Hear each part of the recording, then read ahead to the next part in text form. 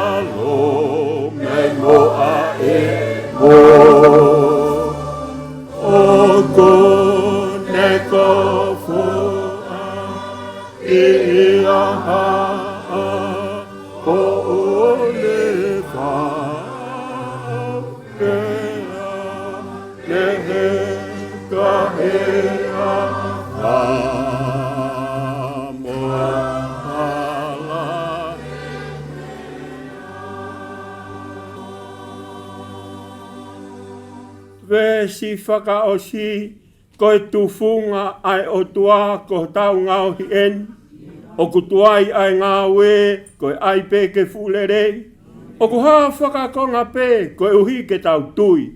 Ko hono a longa pe, e ha ko toa amui. Ai Otua ko o tau ngau hien. Ni o kutu ai ngawe ia koe a ke fo'ole o ku hawhakako ngā te koe o tautu o koe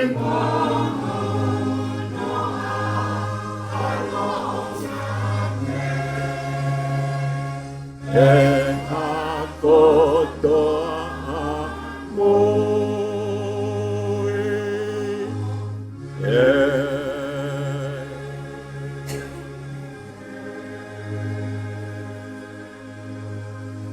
Ko kore whamoimori keu lau at pe ai ngā ves wholofola koe ni whai pe me ai ha tau whakaloto lahi nou nou na moha tau tatau ki he whae koe ni he whiaf koe ni Ipseria Paula ki he kakai korinto, wahe ni mā, te olau at peha ngahi vesi me ai.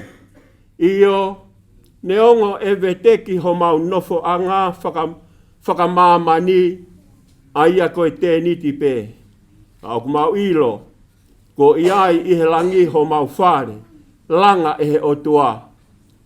Koe nofo anga, na ikai ngāhi nima, koe me ata engata. Seuke, lolo tonga e mau ihe tēni tini, o ku mau māpu hoi. He mau hori, ke ai mei tua, ho mau whare tonu, pa mei he langi.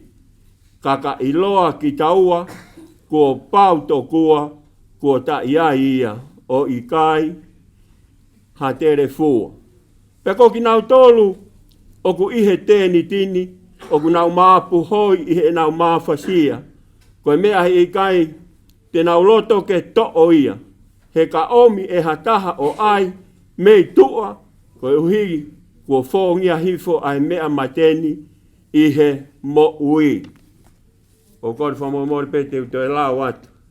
Te me ko speri, alu ke hangahi vesi te a mei ai.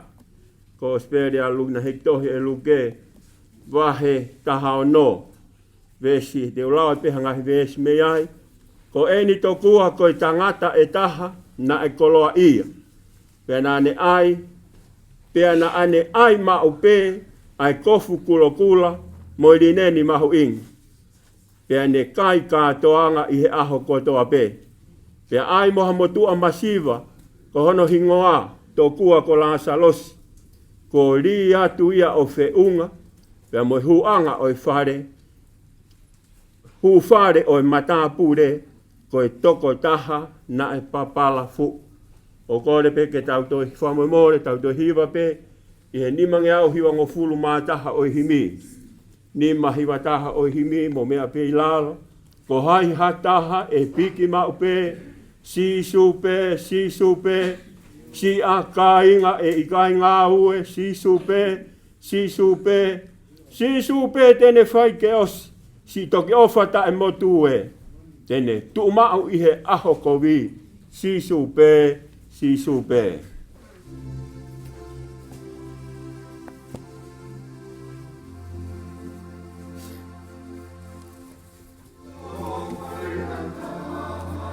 Ike mape, si supe.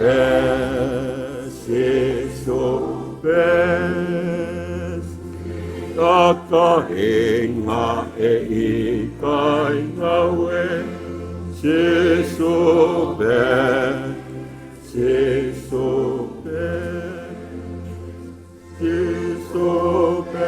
tene whake osi. Toki o whata motu e, tene tumau i o kovi se soke se soke. Teu ma'u hatu I ke tā kaua, sisupe, eiki kaianga whakatua, sisupe, o kune kau e te apisia, hau e te vai o puke, toki kau mea whawhare ia, sisupe. Ke tā kaua, sisupe, sisupe, ke kaianga whakatua, sisupe,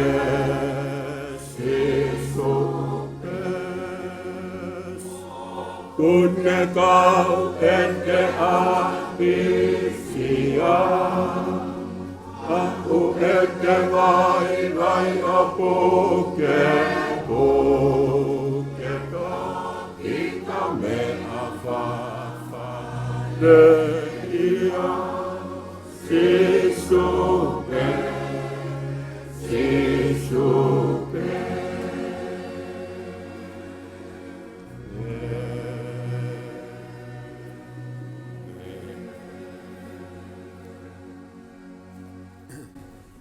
Ko kore Moimoi ke whaitap ke Otua mawhi. Pea mai a whia o whai hono lau maari e maaneo ni e whiohi o kau whai e whiaf koe ni. Ko kore ke whaitapu ke whanau a hoiki. Whare o haa mata pūre. Ke whaitapu ki he whahu. Whaitapu ki he ulumotua. Ate whaitapu ki a maire hamon. Pe whaitapu ki a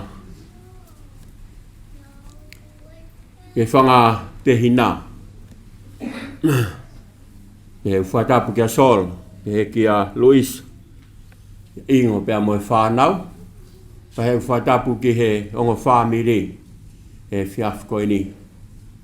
E whatapu ki he kaingai mapo o vaia. O ku tau hen he whiaf koe ni. Pea moe kainga o whakotoa pe. Atu whatapu ki he kau whai whekau, kau tau raik, o kau ngā wheo I he whiaf koe ni. Mātu onga, koe hui maani oni, pea moe whotutu maani oni, whai e Otua, maene mai whae koe ni. Ka koe whae, koe kui, I he pure maoni oni ai Otua. Pea mātu ngai e tau whata o whai I he whiaf koe ni. O kore pe, ke utoi lau ai pe moi fo I ves, Sioné wahi ni maa ves tātaha pea moi tahaua. Nau tahai ni hanga I ves, ko whaalu mau pia o whaalawa ki he pekia. Tai mina e tokotoa he mohenga e mamahi I he nursing home. Pako vesi au kou lau mau pekiai. Pia mo whamanatu mau pekiai. Pia whakaloto lahi pekiai. Ke whapapau I hono fakamo ui. Koe mea mahu inga tahai. He iai ho tau aho peheni koto. Ia Sioné wahi ni maa ves tātaha pia mo tahaua. Pia ko e nia whakamo oni. Ko foaki he Otua. Kia kitautolu. Ai mo ui ta engata. Pia koe mo ui ko ia o ku tuu I hono alo. Ko ia o kune mau ai alo, o kune mau ai mo ui. Ko ia o kai tene mau ai alo, kai tene mau ai mo ui. Toi whamanatu pe ka kitautolu, e whaami, tau hen he whiaf koe ni. E ai ho tau aho pe he. Mau inga pito au pito, ke whapapau e tau whonoa. Koe mo ui, makatuunga pe he tau tāria ka laisi. Ki he tau mo ui. O whawhitai lahi ki e ki he whainga maari o e whiaf koe ni. Nei kai ke whapapau I o oku ai. E whatongia he whiaf koe ni. Ka kou lau koe tā puaki. Pea mo e whakoloa ki a te au. Ke toi whaatā, ke toi whakaonga mea mahu inga taha. Koe wholofola. ai Otua. Tau whanonga pehe de son na aku lawa tu. Tau mai ko tau nofo anga i mamani ko e te niti. Ko tau nofo anga i mamani. Pai ai aho e pelu ai te niti. Pai ai aho e veteki ai. E holoki ai te niti. He ko tau nofo o whai i mamani whakataimi pe. Ko te niti he kai tu ui au tolong. Whakataimi pe. Pe ko te niti o ki kai ke tolonga ia. Pe au taimi no pe e tu o ai te niti. Pe ko taimi pe tō mai matangi pe ko ngai ha ai mamani ko ni ku holo ai te niti. Pau doi whamanat pe ka kitautolu he fiafi ko ini. Kai ko tau api e. Ko kitautolu ko ngā te niti pe. Ko e tau mo ui i mamani whakataimi pe. Hange pe ko e tala hu whai he hiwa fulu o ngā sāme. Ko e loa ho tau i mamani ko e fitu fulu nai. Pea ka loa ho tau ngute tau au ki he walu fulu. Ka ko e muna pe pea moiongo sia. Tau whawheta i he fiaf ko ni. To e whamanat pe ka kitautolu e whamiri ai mea mahu inga taha. Ko e wholofola ai Otua. Pea mahu inga au pito. Ko ha mea utala he wholofola pe tau Moimoi kia. Re soni ko na aku lau. Tala noa ki honga tangata e ua. Re soni hono wahe ko speri. O luke. Tala noa ki honga tangata e ua. Tangata na e koloa ia. Ko tai wasi. Tau whanongo pehe ke ngahe vesi na aku lau atu. Na ne tui e kofu mahu inga li neni kula. Pea ne mea he ne te pile. Fonu pea mahu he taimi kotoa pe. Kai ka atoanga he aho kotoa pe. He na ne mau e mea kotoa. Fonu a whare, fonu atu. Na e tangata, ko la salos. Tamai na e papala. Ufanga e whatapu. Na e ri atu. He matapā. O e tuu maari e pe koe koloa koe ni. Ne whakaamua ke kau. He tufi e momo o ku tō peha me he lalo te pire. O e koloa ia koe ni. Aha koe na mate ai. Tala mai. Ko la salo sina e whatai he kau angelo. O awe ki he whata o e palahame. Ko tai was. Na e tānui e pea mo ene koloa i mamani. Ko la salo si. Na ne hanga teu i ene whanonga lolo tonga ene kei mau ai whainga maari o moi. He iai hono aho pehen. A la salos. Tēnā e whatai he kau angero awe ki lang. Tau whanonga pehe kore koe nei whai e tai wasi. Ne kore kia e palahame ke talange mua kia la salosi ke unu hono tuhu i he vai momoko o ange ke whakamoko aki hono ere lo hu whanga whatapu. He oku vela pea whainga taa ai wheitu oku i ai. Pa tau whanonga pehe tari na e whai e palahame.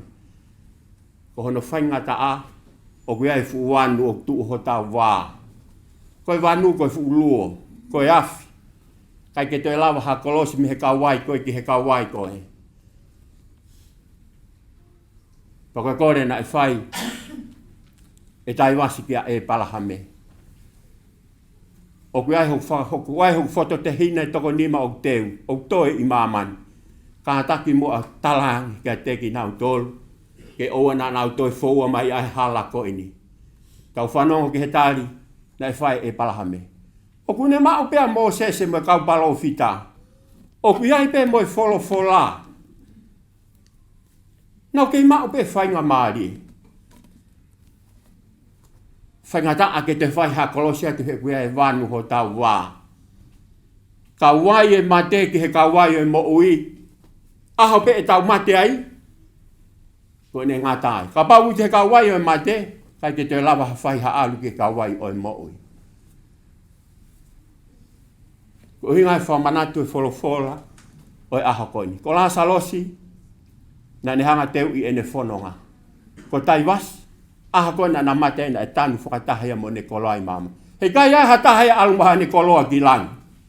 Kai ke tau alu totomaha me e taha ki lang. Koe mea kotoa pia u tau mau i mamani, e tuku i mamani. Ke kia ha milione ai alumaha ne koloa ki lang. te tau whanongo mate hatu maaries. Toho mai ne pāngā ke alu moia ki whaito. Ikai. Mea kotoa pe. Tuku kotoa I māmani. Mea pe tāke tau o moia. Ko kalaisi. Ako hinga e whamanatu. Mea siko na aku lau.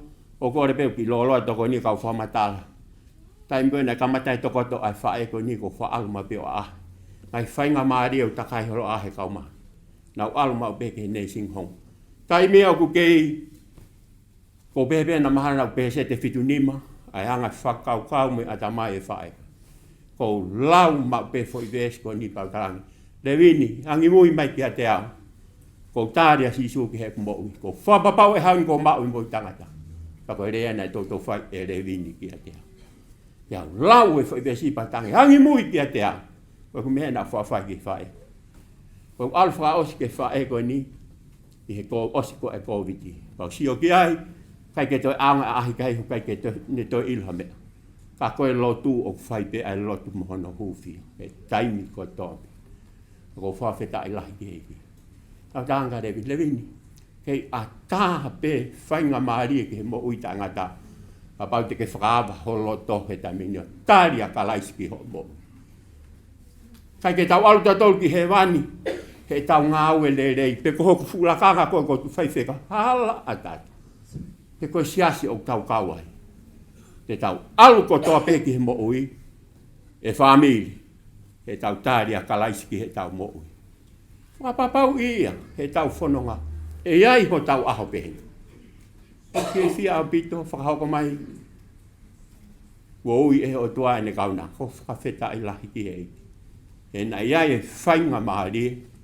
Na e whanongo ki he wholofora. Whakaawa holo tō, ka ke tāri haka laiski ho mo ui.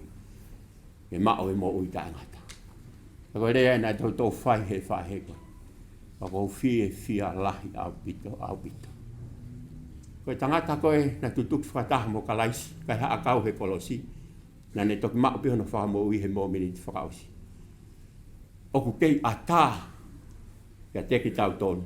Aho pete tau mate ai, koe ne osi ia. Kai ke tau te mao tau toha whainga maari. Pete tau mate ai, tau whanau ke kore nai whai. E tai wasi, tange la salosi. Ka lange e palham, e tai wasi. Na iai pe whainga maari. Ko la salosi, na e tokanga, neongo na e whainga ta ia ka na e tokanga. Ko koe, na ke whainga maari e pia ke tuu maari. Ko loa ia, ka na kai ke tokanga. Ke teu I ho whanonga. Ko ia whamiri. Ko whakalo tō lahi hei aho koe ni. Mau inga au pito a pito. Whapapau e tau whanonga. O ku taha pe hala ki he mo uita ngata. Koe tau tāre pe kia mo toi tu a kalaisi. Koe halanga whakaukawa he ke tau alwai ki he mo ui. Tau tāre a kalaisi ki he tau mo. Ka mai sion taha whahawe siono ta mai sisu. Ko au pe koe hala, pia moi mo oni, pia moi mo ui. Hei kai taha, ai ha taha e alu ki he tamai. Pau ke tau fou ko tō pe ia si sukalasi. Ko ia ai hala ki he mo ui tae ngata. Tau mahu inga pito whami. Tau whapapau ia he tau whono. Nai e pe whainga mani nei mau e Levini. Ko Levini, ko whewhine ofa Levini he ku ilo ko anga e mau nofo mau whami.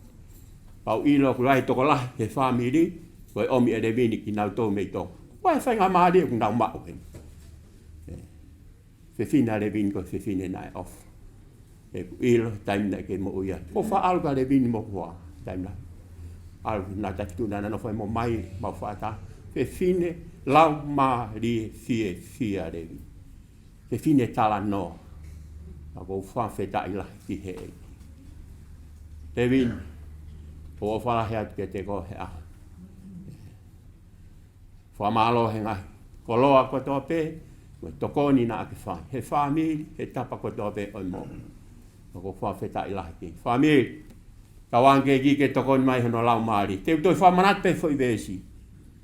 Sioné wahe ni maa vesi tāta hapea mai taha wapea. Ko e nie whamo on, ko foaki he Otua ke a te kitautolu ai mo ui ta engata. Pea koe mo ui ko ia, o tuu pe hono alo. Ko ia ku ne mau ai alo, ne mau ai mo ui. Ko ia kai te ne mau ai alo oi Otua. Kai tene maua e mo. Ko la salos, na ne teu i ene whanonga. Ko tai wasi, ko loa ia, tu umarie, kana e hamumu pehe ko loa e mamani koe. Peke ahano tofi ana he langi. O te tau pipiki hawhainga mea he mamani koe ni. Waina ke pipiki ho fuwhare ene whakaoko ofa, tuku ia. O te ke pipiki ho ngā ue, te ko ho koloa, he iai ho aho peheni. Kai te ke alu koe mua mea, i whaitoka. Aho te tau ki whaitoka, ko tau api peo lahi pehe peho tau ki api. Tau toko tokoto ai, o tāri ke he aho, e hā ere ngaua mai ai eiki. Tau teu kia kau ama naki le rei, he aho hā ere ngaua mai ai eiki. Ke ave ene kakai whiri. E kakai pena nau tāri a kalaisi ke he nau mo ui, e kakai pe kua fo e nau mo ui he taata au kalaisi. Ke aluha koloa ia ki langi, mon petala sisu ke kawako. Whai ngofuan ke hue ka meri hea vai, tui, ha hu ha taha koloa ia ki langi. Ke pure anga eo. Oi au furolo au toko ni, a kau tui koe me amahau i ngā whami. Tau whapapau e tau whanonga. E hoko mau penga hi apsia pendi tau maa tangut, te tau whakau o ku wawe ho tau aho. Ea tau aho pendi. Kai ke hatahai a tā pia mihe mai te. Teu. Ke ilo ke hanga o whona. Nā ke ala pehe pōni. O si imohe pe tanga si i kou sio whakaos pehe whine i koe. E he mea whakaeito Levini. Mahu inga au pito. E tau teu e tau whanonga. Kai ke tau ilo ke hanga e tau whanonga. Koe Otua pe o kupure he tau whanonga. Tau whawheta i lahi ki he ki. O hi koe. Whotutu maanion, pe mone ui maanion, whai ke whae koe ni. Kai toi whatataha mai ki kitautolu whamiri, pia mo kāinga, mo whanau aho i. Tau omi ho toi whanongo ki he mea mahu ingata. Toi wholofola, ai Otua. Amen. Ko kore be, ke tau hiwa whakaosi. I he nimange au whango fulu o himi. Mo mea pe ilala. Nima whanoa o himi. Ke whakasio mai ki he kau mālolo. Kua hao atu ki he langi. Pea e whewhe e nau nofo.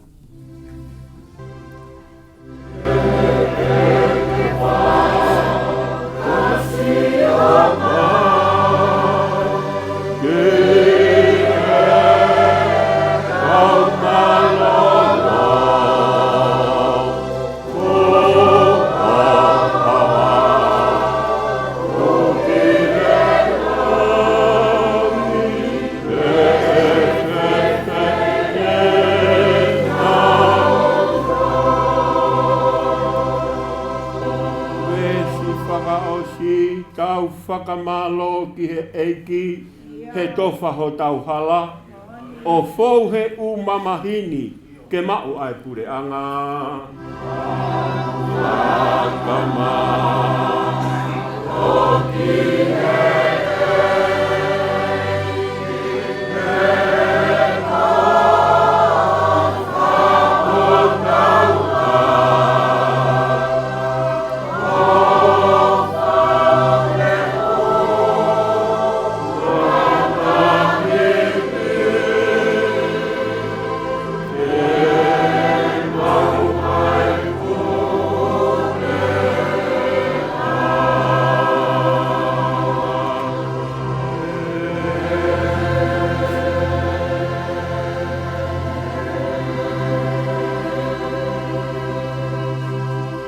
ke tau lotu, Otua mafi, Otua ma oni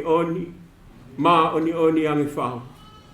Koe Otua ai a Fiona, koe tāpuha, koe au niu, koe whakarewerewe. Pea koe Otua pe eta, tālu pea mei he kamataanga. O ki kaito iai ha Otua te mau puno, o hu mo lotu ki ai. Ka koe a Fiona toko tahape. Mau whawheta ilahi atu ki ho awhio. Mau ilo koe mea kotoa pe koe whakotutu uia pea moe palani a ho o awhio. Mau whawheta i atu. E mau ilo koe Otua o whamooni ai awhio. He nā ki hanga o whakaha ai mo oni ho o wha. Ho foaki mai ho alo ko sisu kalaisi. Ke pekia. Pea riringi hono taa. Pea whakamore ai e mauanga hala kotoa pe. Mau whawheta ilahi atu ki ho a whio. Ma wao sia e fiafa koloa ko en. O lau e he tokolahi ko e fiafi o e mama. Ka mautui ko e fiafi eni o e fia. Ko hui ko e mau ilo pau o kui kai ko ho mau api eni. Pea ko e mau nofo i mama ni hange ko ia ko mau whanongo ki ai ko e tēniti pe. Pea ko e tēniti o kui kai ke tuuloa ia o ta engata. Ka o kui ai ho mau api o ku tuu i he langi. Tala mai na ikai ke ngahi a kia hanima a hatangata. Kana ngahi a kia ai me a ta engata. Pea ko mau whakawheta i lahi ki he awhion. E mau ilo ko e Otua ai awhiona o whai ki ho o palomesi. Otua o whai ki ho o tala of. Pea ko ho o palomesi ia. Te ke alo teu ho mau api. Hiri ko ea te ke toi foki mai o mau atu ho o kakai whiri. Ai kakai kua fō e nau mo ui he taa o kalaisi. Ai kakai o ku nau tari ka katoa kalaisi. Ke hoko ko nau eiki huhu he e nau mo ui e Otua. Pea ku mau whawheta i lahi ki he awhion. Nai kai ke mau ngāwe i ho mau whakamo ui. Ko mau whakamo ui na e mau pe he keres. Pea mo e ofa ata pe a ho o awhio eiki. Mau whamalo atu ki ho awhio eiki. Lau maari e lerei e whanau a ho eiki e Otua. Mau whawheta i eiki o ku mau i heni pea mo e whahu. Mau heni pea mo e ulu motu a. Mau heni pea mo e ongo whamiri he fiafi ko eni eiki. Ka mau omi o tangutu pea mau toi whamanatu. Whanongo hono toi whamanatu ki a teki mau tolu. O ki kai koho mau api eni. Ko e mau nofo i he mamani ko eni. Ko e nofo whakataimi pe. Ko e nunu mo vete eni. Ko e hiki te niti pe o ku mau whai. Kai whawhetai e mau mo ui. Ko e api ku ke o si teu mo o ki mau tolu. O ku ata ki he toko taha kotoa pe he mamani ko eni. O kai ke lau tuunga. Kai ke lau siasi. Kai ke lau matakari. Ha taha pe tene tari. A kalaisi ki he ene mo ui e. Pea ku mau whawhetai lahi ki he awhiona e. Toi omi a lasa losi. Koi whakatātāto tonu ia kia teki mau tolu. He whanonga o ku mau whai i mamani. Pea mooni pe ai talana e whai e sisu. I mamani te mo mau whakamama. Ka mou loto toa he ko osi kuna e au ai mea kotoa pe. Pea e pehepe e mau whanonga o whai i he mamani koini. E iai e ngai whai ngata te mau whetaraki moia. O ku iai e ngai haa o e whanonga. O ku iai e ngai whakatanga o e whiri. Ka mau loto lahi pia mau loto toa. Ko o si kuna e kalaisi e mea kotoa pe eki. Mau whamalo atu ki ho awhio eki. O mau heni pia moe whangatehina. O mau heni pia moe whanau solo. Pia pehepe o tua ki a ingo. Pehepe o tua ki he toenga o e whamiri eki. O mau whawheta i lahi ki he awhiona. E o tua mafi. Mau whamalo atu ki ho awhio. Ko hi ko e whae ko eni. Nā ne hoko koho mau kaunga ngā ue. He taimi nā ke hanga o whakatai. Ke ne mo ui i he mamani ko eni. Hange ko ia ku mau whanongo ki ai. Ko e whae na e off. Ko e whae na e tokoni ki he whamiri. E Otua. Nā e kai ke sio kita ene mo ui. Nā ne loto ke vahe ai mea nā ene mau. Ke inasi ai whamiri e. Te aku mau whawheta i lahi ki he awhiona e. Ke ui atu ho o kaunanga e. Ki loto tatau. Te aku mau tui whakapapau. Na e whakaawa e Levini hono loto. O ne tāria kalaisi ki he ene mo ui e. Kai ke mau pure ki mau toria ki he anga o e whanonga. Koe Otua toko taha pe. O ku ke hanga o whiri ai kakai. Ke alu ki langi e Otua. Te aku mau whawheta i lahi ki ho awhio e. Ka aku mau toi lotu peo hanga ki he awhion, mau whamalo atu ki ho awhio e. Mau heni pia moe huse pāniti, maire pa pehe ki hono whamiri e. Pehe ki whamiri o Levini e. O mau heni he houa ko e ni e. Ka koe whamiri pe e taha ki mau tolu. O mau taha pe ia te koe e si sukalaisi. Pe aku mau lotu o toi hanga ki he awhion, toi momoio tuku kakato hake e Otua mafi.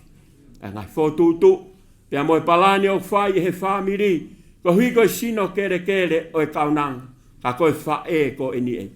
O ku maulotu ki he awhio. Whalao ana tula, pe peheke he koloa fola, o ku amana ke whaheke heka aki ho o kaunanga e. Tu ke hoko ia koe futāpuaki. Pe moe whakakoloa ki he ongo whamiri i he aho a pongpongi e. Pe o ku mau wha māloa tu ki he o awhio. Mau wha wheta, mau ke mau ai whainga maari e, ke mau whanongo ai ki he fola. Toi whamanatu pe kia te ki mau tolu. Oua na mau pipiki ki ha mea e taha i he maamani ko eni. E o ki kai ke ai ha mau mea e taha i he maamani ko eni. Kai mahu inga, ke mau pau ia he mau whono ngā e ai ho mau aho mati. Ke mau mau a kalaisi ki he e mau mo'u i e. Te au mau whawheta i lahi ki ho awhio. Tāpue ki nā kia ki mau tolu, he aho ko eni e Otua. A whio mai a ko ho mau Otua. Mau whawhope langi pia mo koloria o ope ia o engata pia engata. Koe mau lotu ia mo mau whawheta i lahi. Koe mau whamalong, mau whaikotoa pe ho hua wha. Ho alo ko si sukalaisi. Ka ko koe pe ho mau fakamo ui. Amen.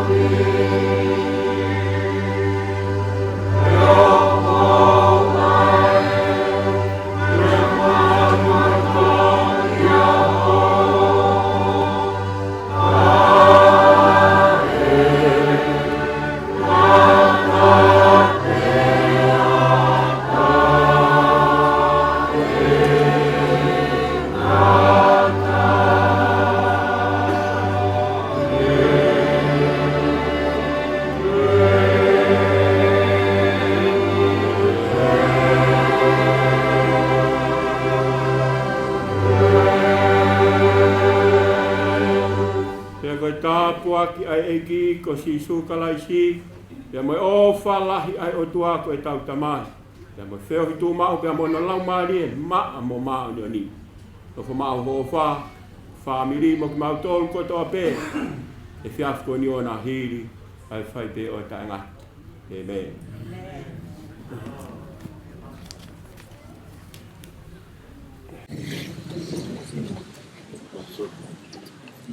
What?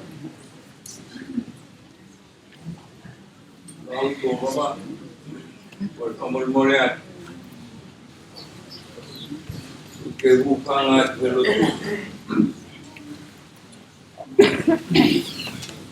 estaba como tua más aquí estaba todo. Estaba com refarro. Estava buat pauto. Estava de pequia. Toma o feito.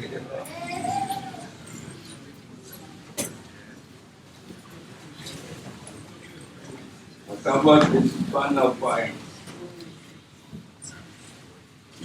Mga pungani, mga tokoa. Uma família. Estava de dar feito carro esse assim. Levini mai tua ko kau mo kai ngalot kai ngao ka ko to ka lo nu ko mal ko en au tu ko ki mo tua fa ho ha mo tua ai kai ngalot ko lu sa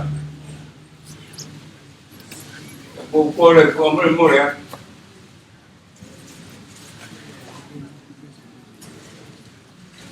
kaya ya hame ay ma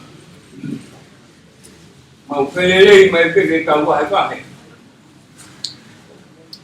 ka ngaka puliton mo lo to pare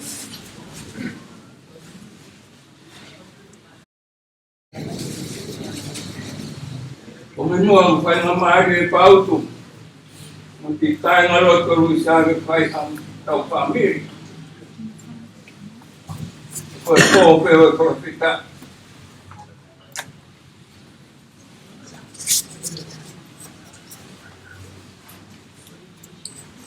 Vai hataurut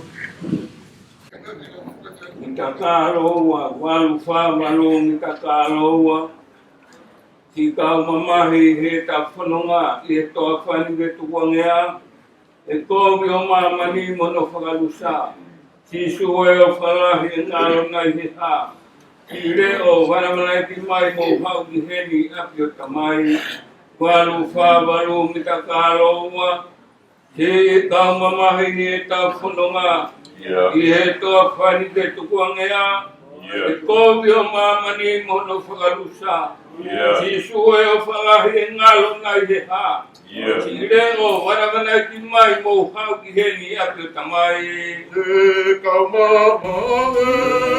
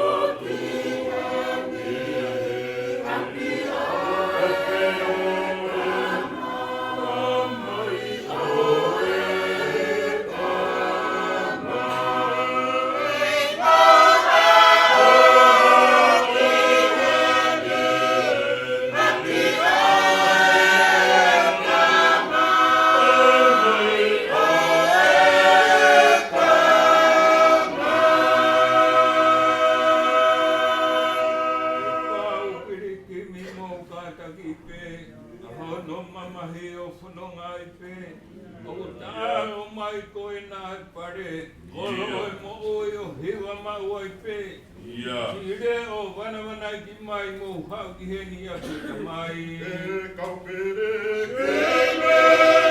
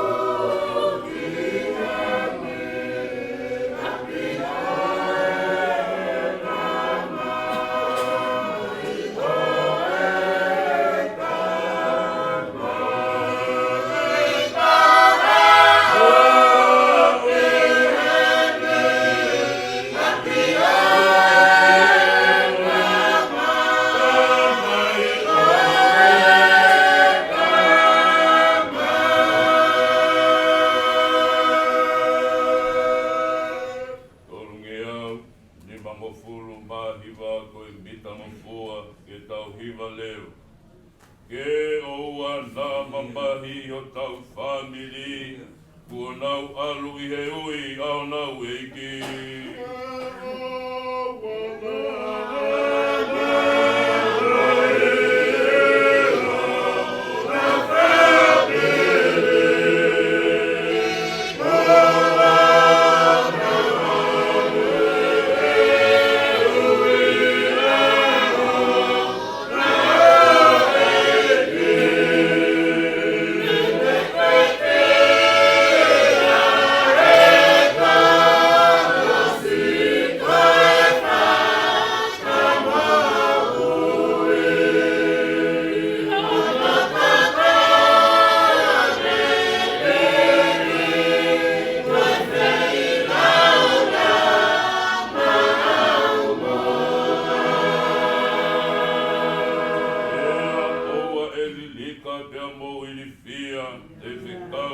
Otua ko tau kainga.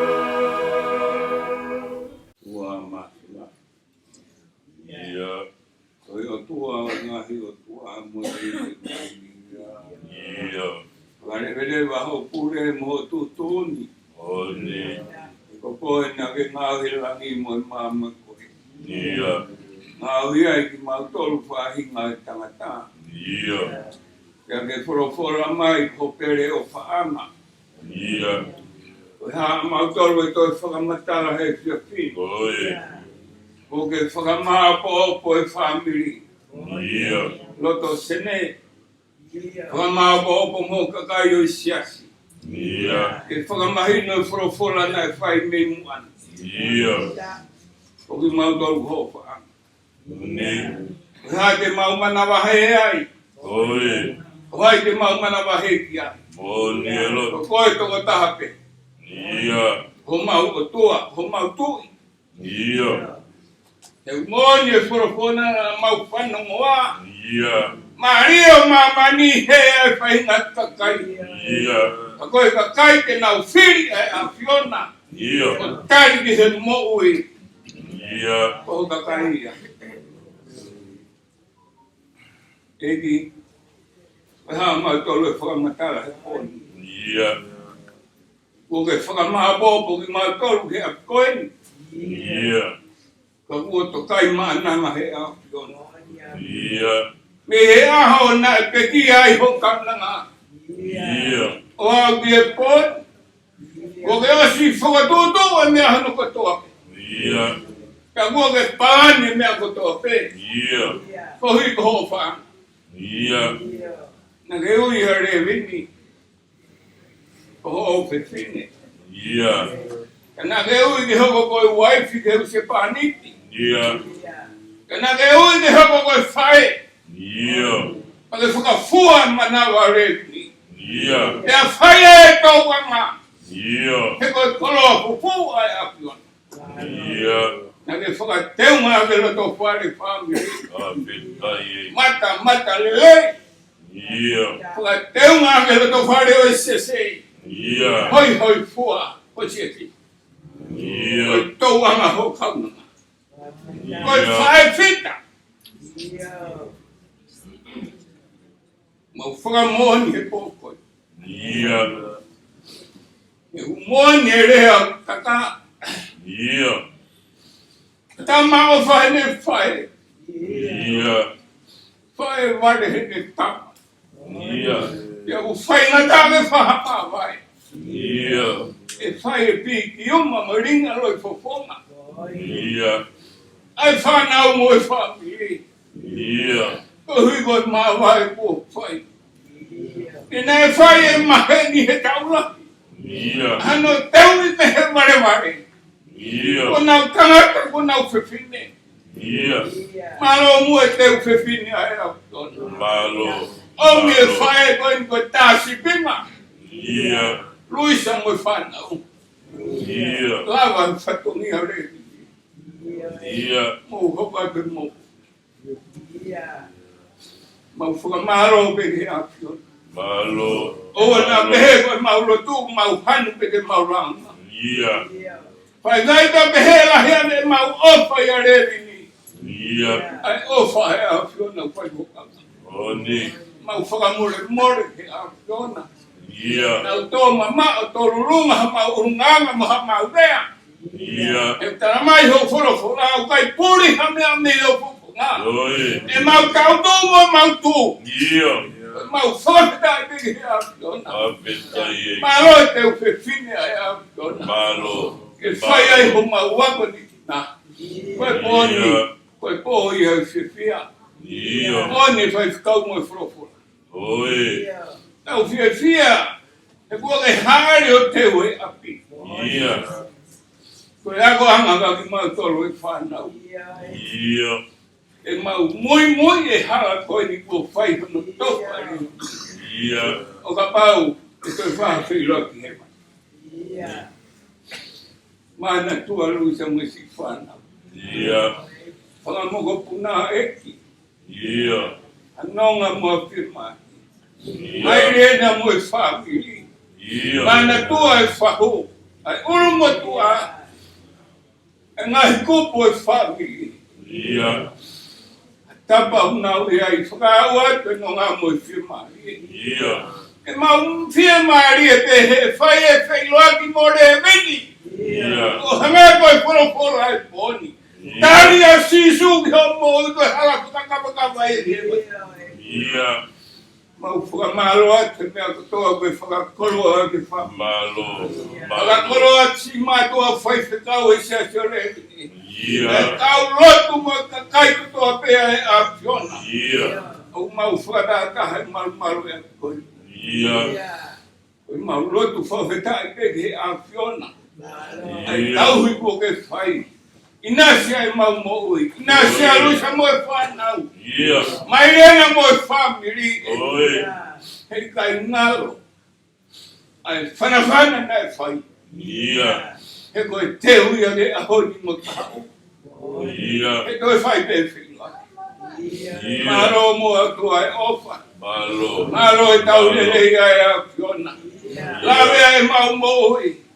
Nea mo go whai e ringi a loi fofonga. La koe a ngai e mau no fomo e whanonga.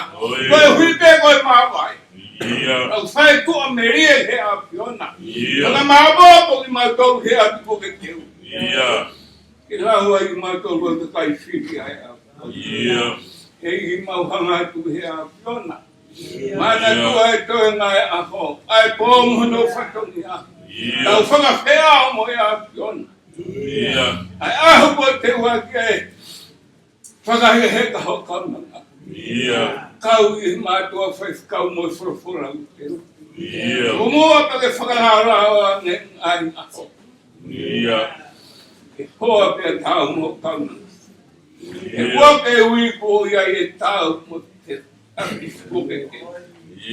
Kaku i mātoru e ni, mana tua ki mātoru e ni. Maro whai tau pa pe re whahu. Whanau a ho e. Maro e uru motua. Pau tu na mo mātua whai whatongia. Mana tua pe ki ha eki. Ai taimi mo ma taimi e mau whiohi. Aua na ngaro me ho popo. Mana tua luisa mo si whanau whamoa. Mo whamiri ko ha mau tolu e whakamatara. Tau mai au puri ha mea me ho popo. Kai ngarot o Levini. Kai ngaro si kai ngarot na mau whelele mai. Kai ahana ai e moa. Ko mea mau golo tu ai a fion. Ko matai kolo api ana e foaki mau to. Ke mau whai horo tu ke mau mouri. Tō ngai se mau piki tai hero tu ai a fion. Tō ngai mau whakataha e piki. Eiki whakaua tu a mau roto. Pale hanga whakakakato e po mono ngahi whato. A whio tu ma, ko mau atua. Ka mau no whate ko kakai. A kore a si sukarais ko karo ka ho mau whakamuku.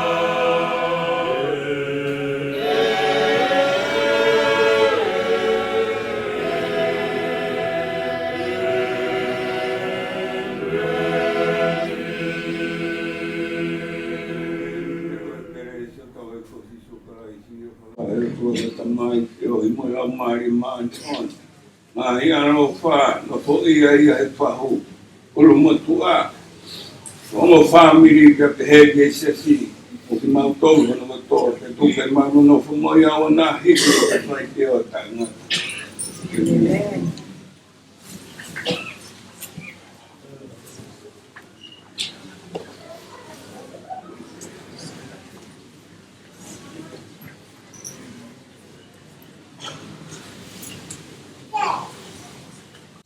Kore me ke u puka te whakamari e koen. Hoko tai pe rau mali re na kwa waka ke ka proklama. Pamawa be tai ko re vidi. Wanga doi. Lamelangi.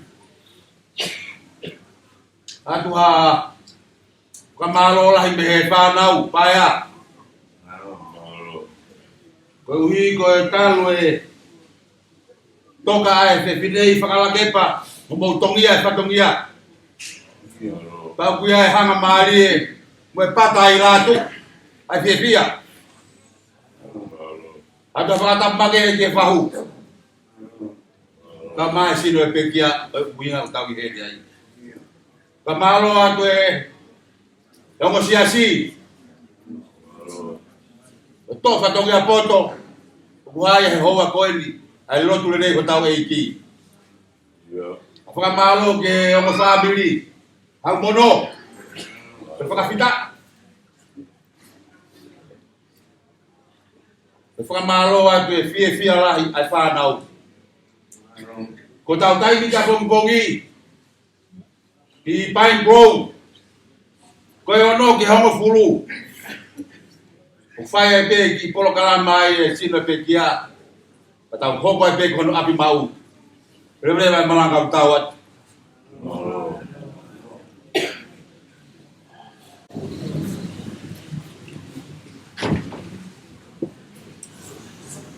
Malo e pautu. Malo e omi whanga maari e. Kai ngalo tonu isa. E noko pehena kai ngalo tonu isa na amatu a te au oni. Ea e kai me to tuto kwai te kai to mamai. Malo puta mau whanga maari e.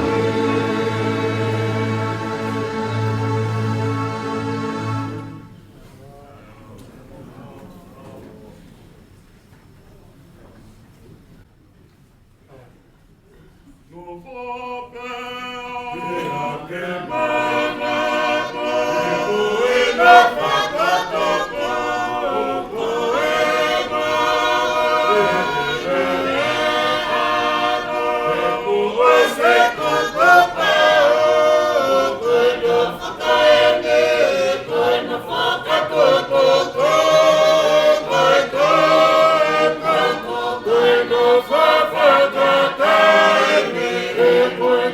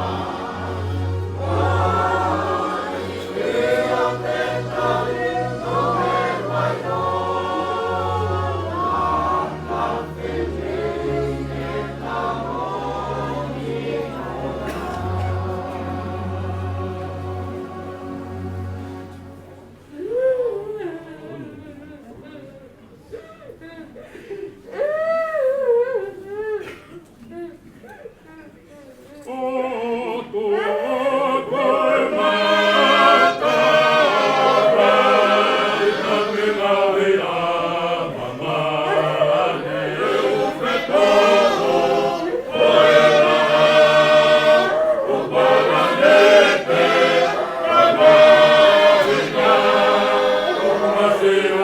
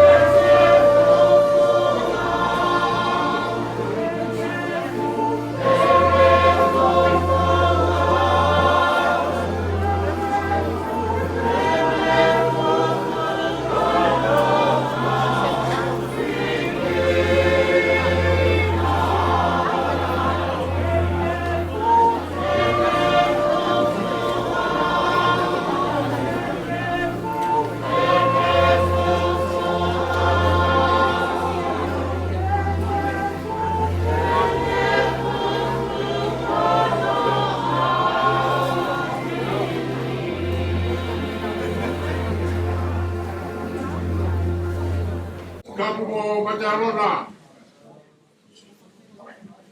Kamu fana hoi. Kamu kata mo ni kapi pigam halotu. Kamu kata pule. Kamu kau tulaina. Kamu kaya. Befana fana. Kona kau ni kau atoa. Kamu kaya. Pero to kromo tua. Tu mo ofak. Tu mo ata. Que fraco. Al povo aqui. Uma velha memória. Veja uma maia. Isa. A frahola. Olha o caetani. Olha o tari hapai. Daí eu Latu, fui pegar. Também não fale. O cão coloca. O more. Não vai como ferruma. Aí tá dando reboco aí. Cago tuki. Ah, tu pode morrer. Te tá aqui no mundo. Eu fui no mundo bem. Aí tô com a favade. Tá indo Levini. Levini com a frahimoia. Tá indo com barroi. Tu filho vai. Frahimoia que é placo. Vamos fazer tudo no Sioné na água Paula. Ari pade. Paula vai. Kule pamao. Te poia rogi tonga. Te Paula de. Na me paia te he. Rono é forte. A Lucila. Tama yonoa. Mas povo aqui. Cai na rua vai. Então tem na vai ao fora. Para mais de frau. E matar a rona. Calma, calma, mapo vai. E for uma fa. E for uma boi. Pakai Levini. Maulana vai. Kuhela Thomas. Kuhela Penina. Sifa ali americana. Tá fo, mokdodoro family. Vai de mobaya. Te tu beta lá. Mapo vai. Mas tudo fakamo. Pela nome fatomia. Fia repogoi. Maulana mai. Se tu não matua. Que fa rogato. Cai no papo vai. Papo ofa goi. O tele não vai papá. Que fa rogato. Ofa. Papo oi. Al bore casa fa. A formalo be Papo ni kitautolu al tuo ya. O pede não doido. Freio. Kamadu ale, mabele family, kaya habe boa. Bagi kuku be. Kala lagi. Madero na bagaya. Ke fangado ke fatomia. Never bala katawat.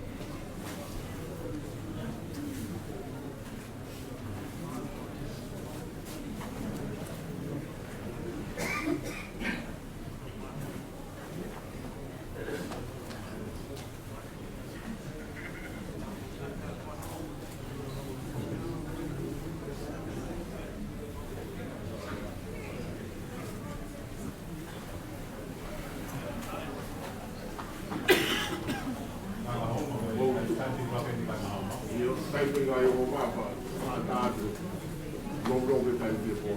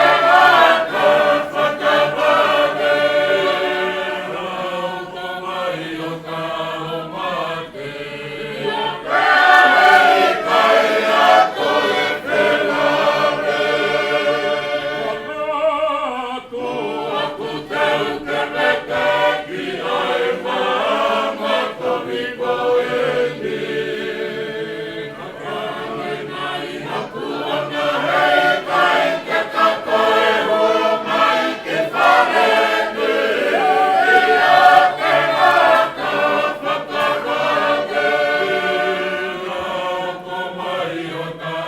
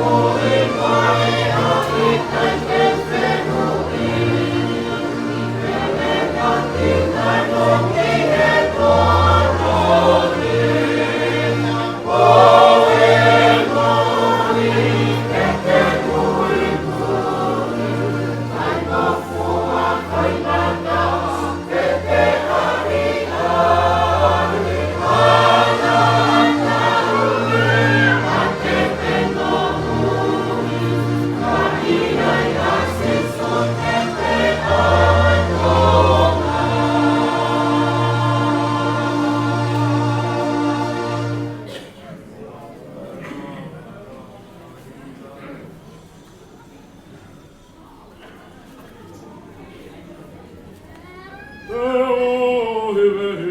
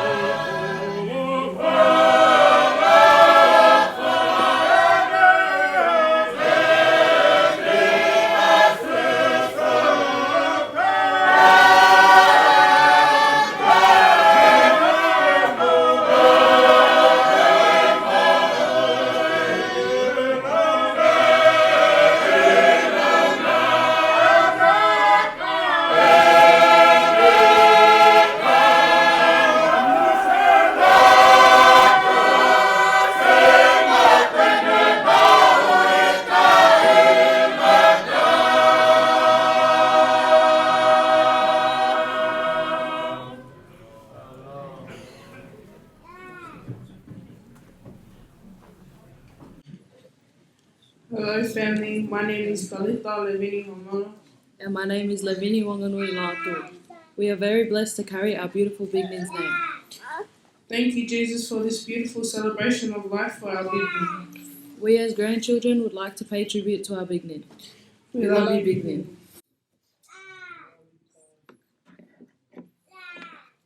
Psalms 23 verse 1 to 3. The Lord is my shepherd, I shall not want.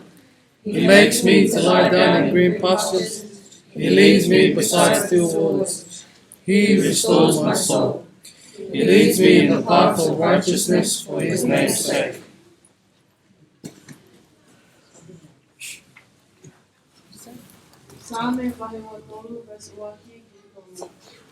Kutawia sioma e ikai ke masiva.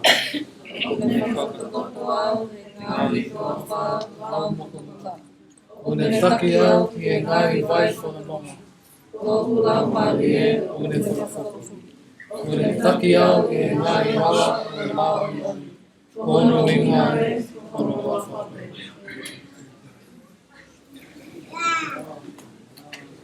Hello everyone. My name is Sioné Paula. I'm Luis's eldest son. First of all, I just want to honor grandmother Levini and thank her for the life she's given us. Second of all, I want to honor her children, Litoni, Luisa, Sunny, Solomon, and Igor. I have 4 siblings: Mason, Tupo, Tohi, and Lose. But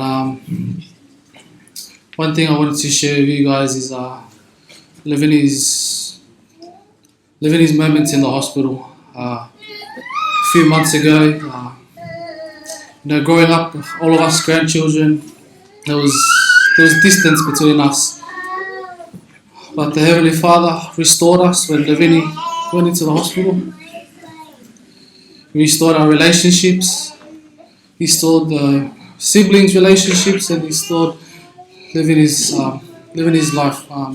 We believe that she gave her life to Jesus.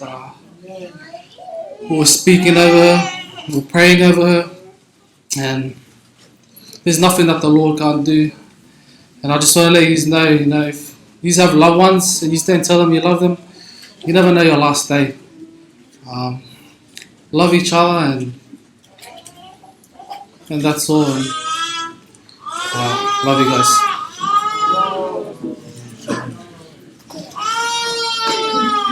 Hello.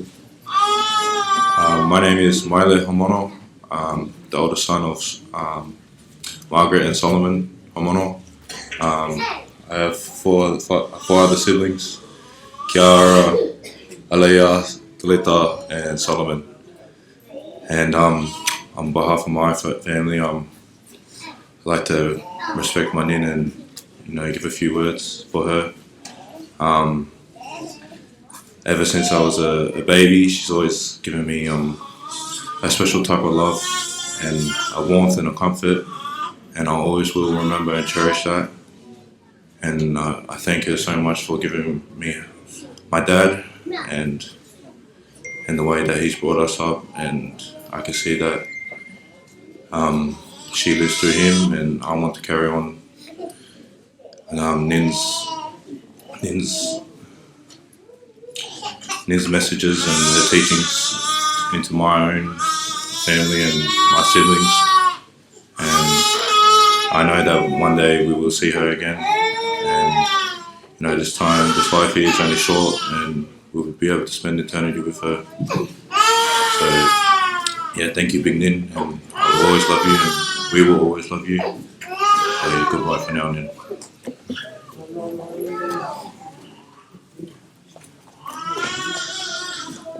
Kia ora. My name is Natalia. I'm the eldest daughter of Sunny. I have an older brother, but he's back home with my mum, Sam Jones. And then I'll just bring up my husband and my younger brother to introduce themselves. Hello everybody, my name is Joshua Lepo, and yeah, I'm Natalia's husband. My name is Michael Jones. I haven't prepared anything, so I'm speaking from the heart.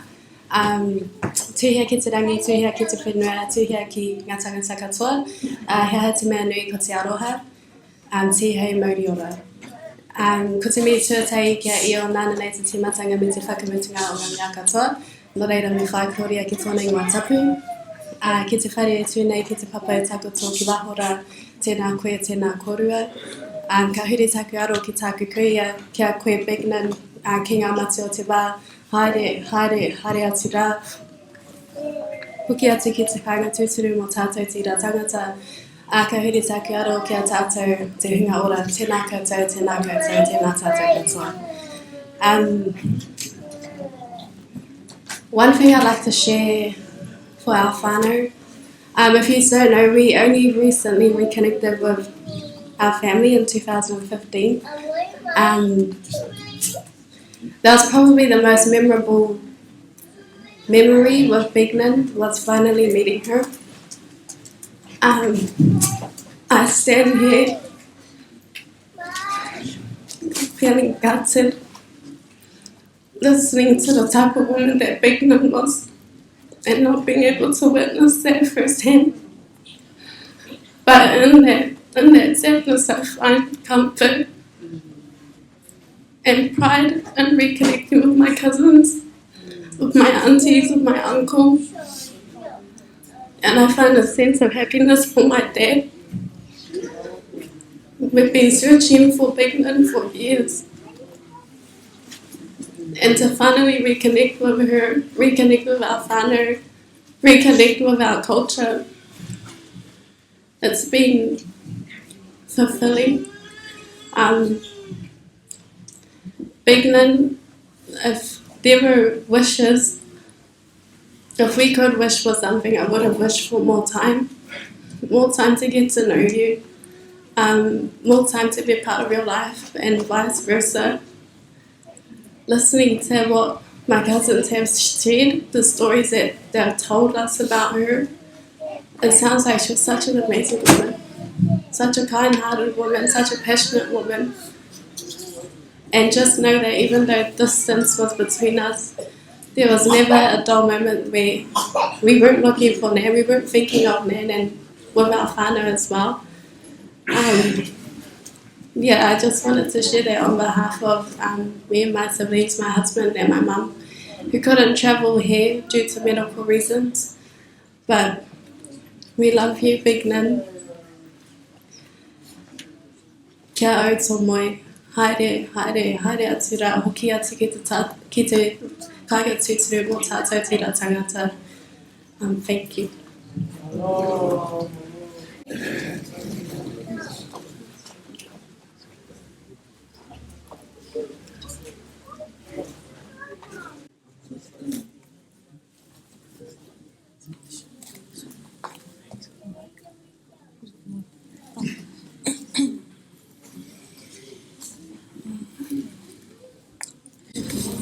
Hello everyone, my name is Levini Uangkanui Lamelangi.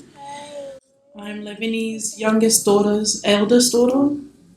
My parents are Whine Ingo and Ika Latu, and these are my siblings.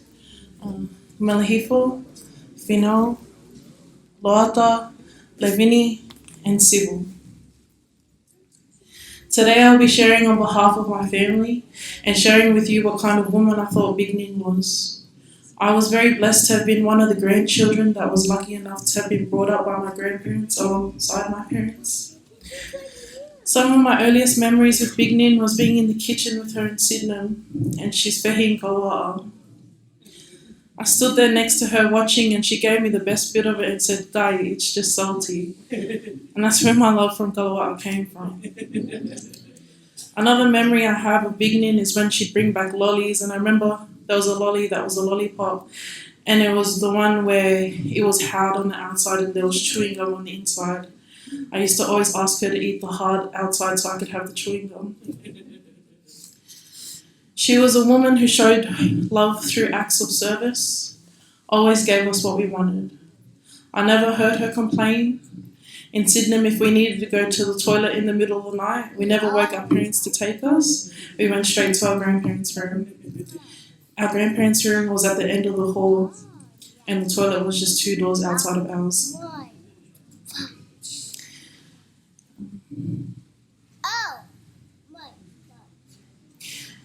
When we'd wake her in the middle of the night, she'd never complain.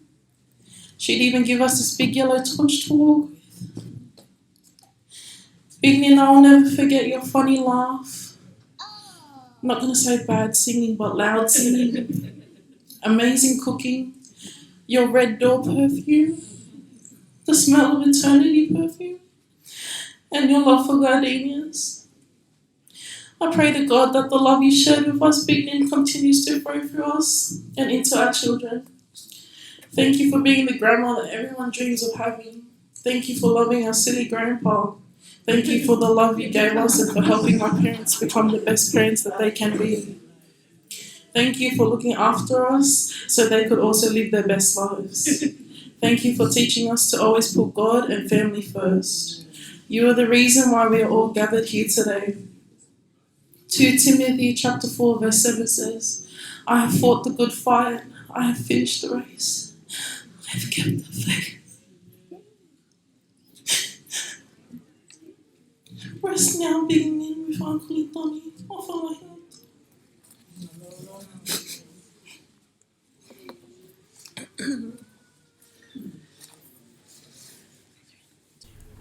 Sweep over my soul, sweep over my soul, sweet spirit, sweep over my soul. My rest is complete as I sit at Jesus' feet, sweet spirit, sweep over my soul. Tafi hokuloto, tafi hokuloto, laumali tafi hokuloto. Kumalolo, iho alofa, laumali tafi hokuloto.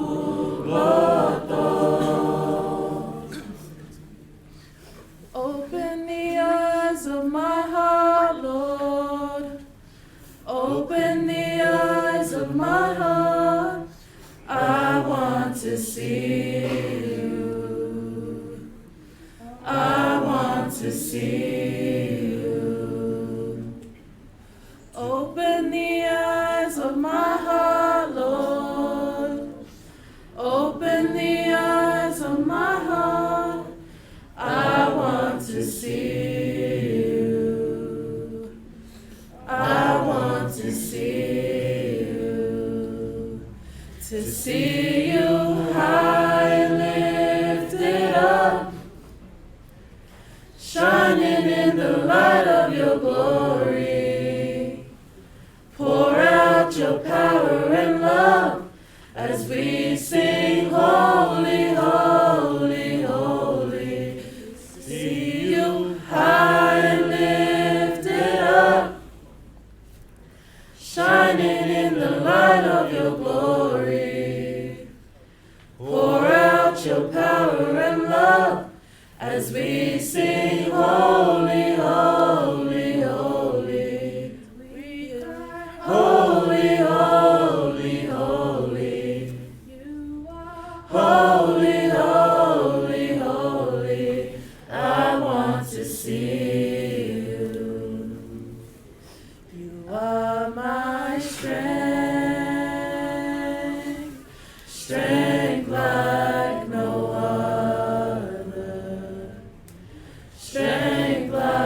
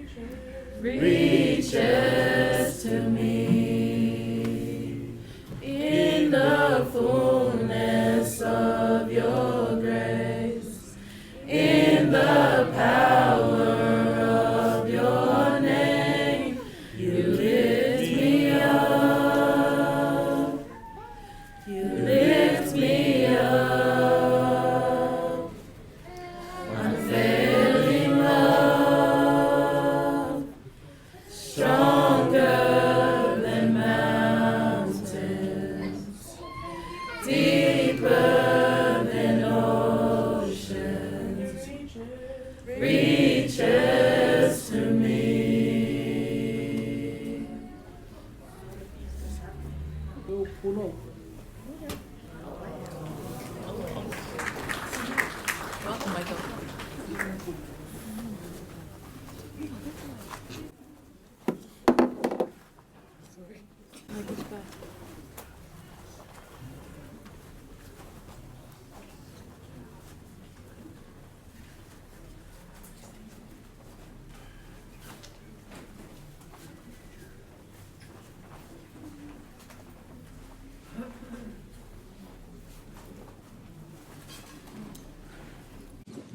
Kole ke hufangatu I he tala whapapa ko muaki pia mei muani.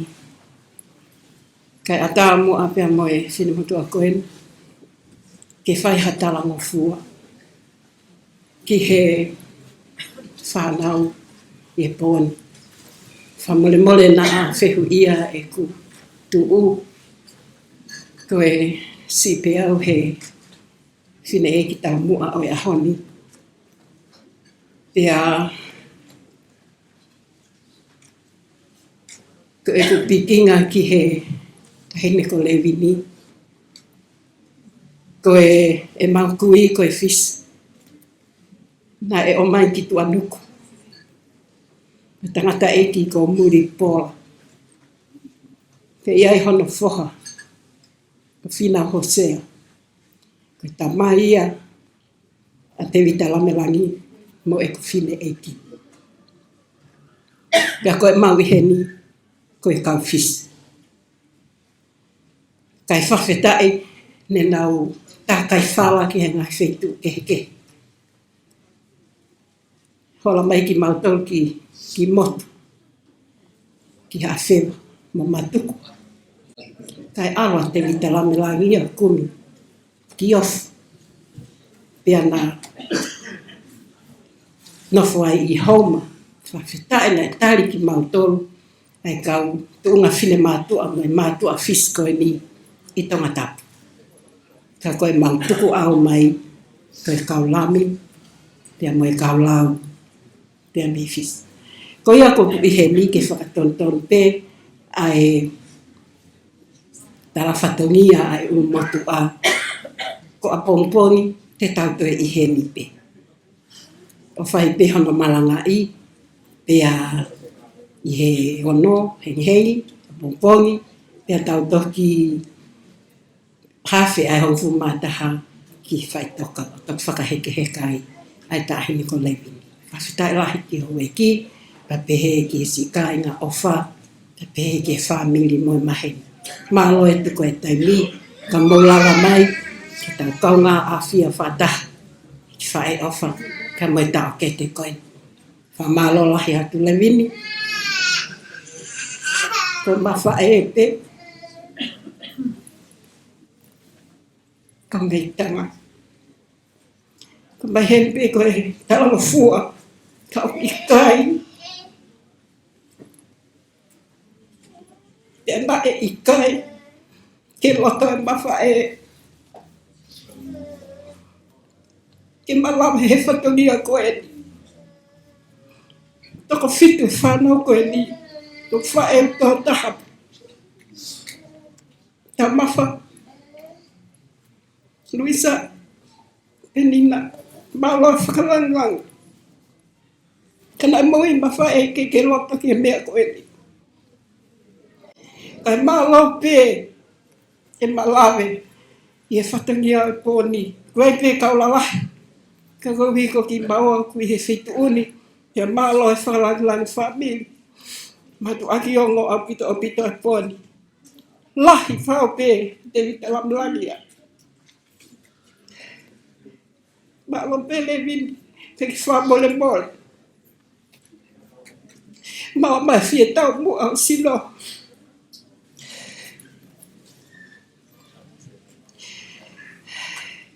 Ko ia whamili, ai e mau toe pe a whanau koe toe pe a whina mātua. Kei whamole mole atu hiki I tala whatongia, o whalahi aka te motolo, lewa whakahoa.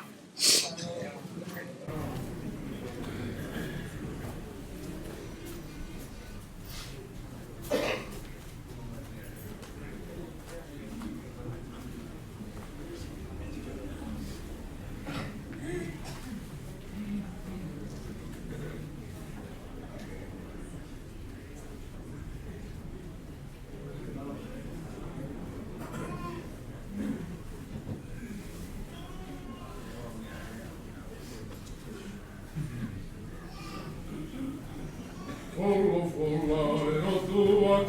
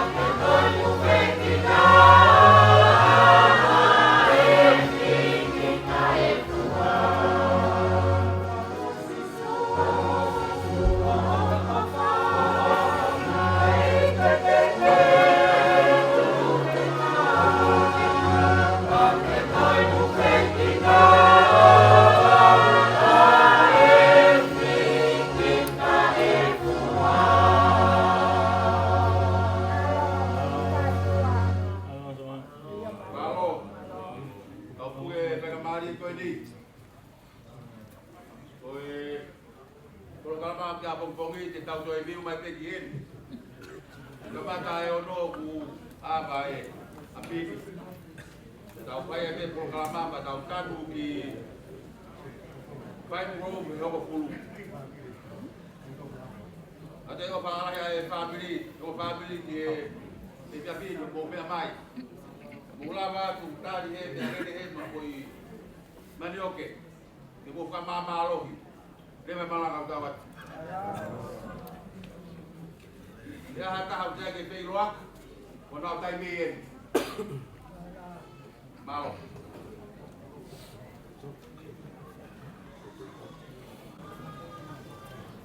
Ouau Apo o tau tai ko Apo fakamo mai na Ouau Apo e te a te amaka me te kai.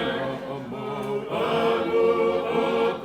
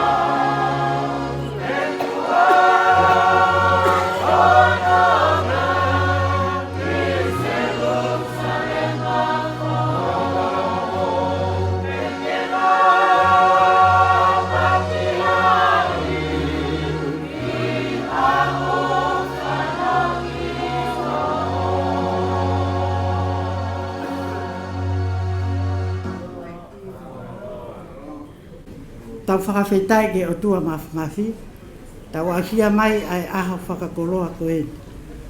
Whakou kore ke whanga atu, whakatapu ke api ko tari ki hapai, whakatapu ke api ko kaitangi a ofa. Whakatapu ke hau eiki, whare o wāia, me an, pia tala ki tua, kai ata ke whakahoko ate ki whine mo tua tuan. Ko hoku ingoa, ko Levini si, ko ohi tamau a Levini lahi, pa ko si whakautua pe i houma. Pa ko kulele mai, o si whafofonga mai, ai whanau. Pa ko mau ha whiewhia, ma whakamalo atu, ka te kitautolu no kotoa pe, te nina, tau mawha, mo whamiria no kotoa. Uma ai kainga me mapu avaea, funga mohu he whaa, homo lava o mea mai ke whiawhi koeni, ke whae whakawhetai mo whakamalo, ke he whine motua, ko Levini o tau whakatahai, i he whiawhi koeni, whako tatau atu tua o whaata.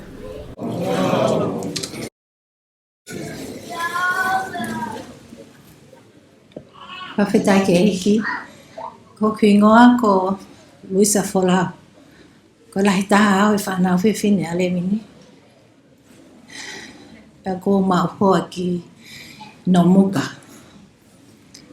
Pea oku o mau e whanau e toko nima. Ko whiwhia ke whahamanat meiria ke whaeko ni. Pea ko o ato ai ofalahi heni kia mai le hamono ko e mata mai. O ko whiwhia e hoani ke whahe ha hamanat meiria ke whae whita ko ni. Hangepe ko ia ko mo si whanonga ki mua. Ko Levini ko whiwhine kuki. Ko Levini ko whiwhine nai manako ke hiwa. Neo ngo kai ke leo lelei. Kanai whiwhia pe ke hiwa. Pea ko tui ko au ko kokosi. A leo lelei ko ia nai mau pe. Ko Levini ko whiwhine nai ofa. Pea ko ofa Levini. Nai whai pe ia o au ke hoko ewe e kike ne mo ui.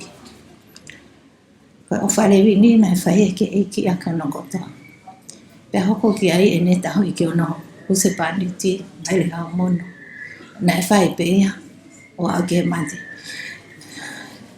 Ko o whare wini na ne ki hono use paniti na ne keina whakakouna ki mātolu kotoa e whanau mo whamiri. Ke mau hapai e familia mai le hamono. Pea ku mau ke whai pea o a ke ahone. Pa ku o whiwhia lai ke atu e whamalo ki e whiwhine ko e mau whai whita. E tahu ko ia kone whai ma ki mātolu. Nai kai ke mau me pehe ni ahone. Ka koe ofa e Otua na e whai via ake ia o ne tahu ki mātolu. Pea ku o atu e whamalo lai atu. Whahuho e ki mo ki mātolu kotoa pe i he ofa mo whika ngā mamahi mo ki mātolu koe whanau tua au whai ki atu.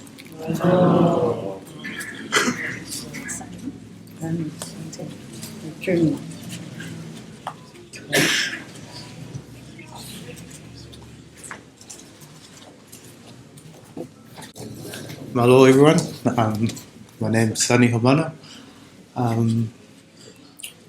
I didn't get to spend as much time as my siblings did, but fondest memories when we actually caught up since I was a baby and we met each other.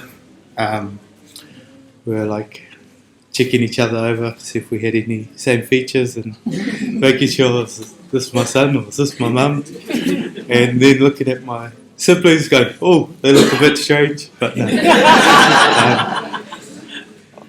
All I've got to say is I love Levini for giving my life, sharing my life and creating new life, and having wonderful siblings, brothers, sisters, wonderful nephews, nieces, brother-in-laws, cousins. It's really, really good to have a big family and knowing where I come from. It's been an honour, and without Levini, I wouldn't have that gift. So, yeah, thank you, everyone. Oh, and I know where the kids get their chickiness from. So, thank you.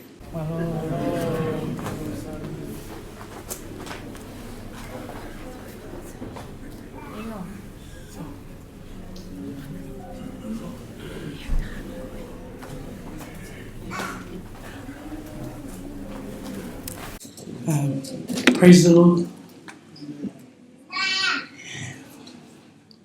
My name is Levini Uangkanui Latu, and I'm the youngest daughter of Levini.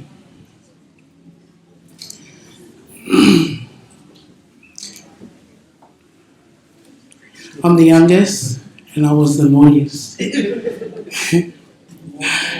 So, with Mum, I have a lot of memories.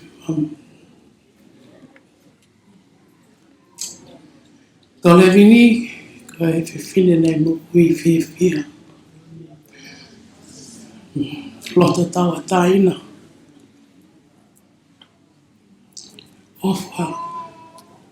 Ofa he taina.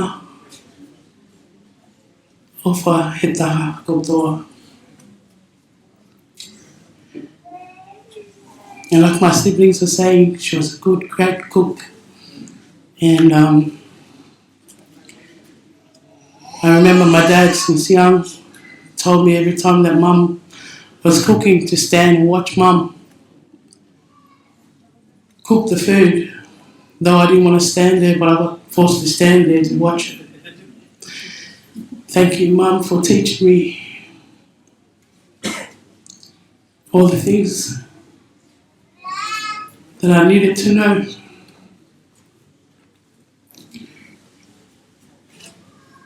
I have 6 children, 5 girls and 1 son, 2 grandchildren. That's because, and I thank the Lord that He's blessed me with these children.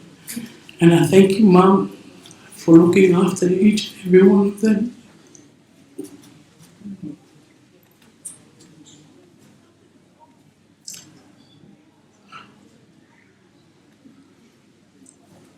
Because I was the naughtiest, Mum kept saying, ikai aho,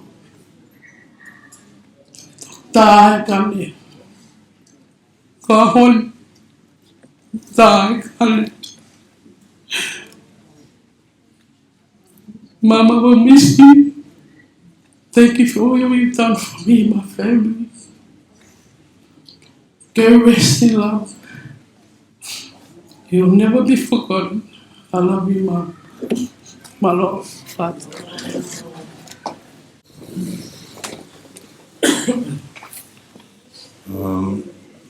Latu, Moimoi, yo keke fusai lea whakatonga. Ai palangi babe. Sorry, excuse me.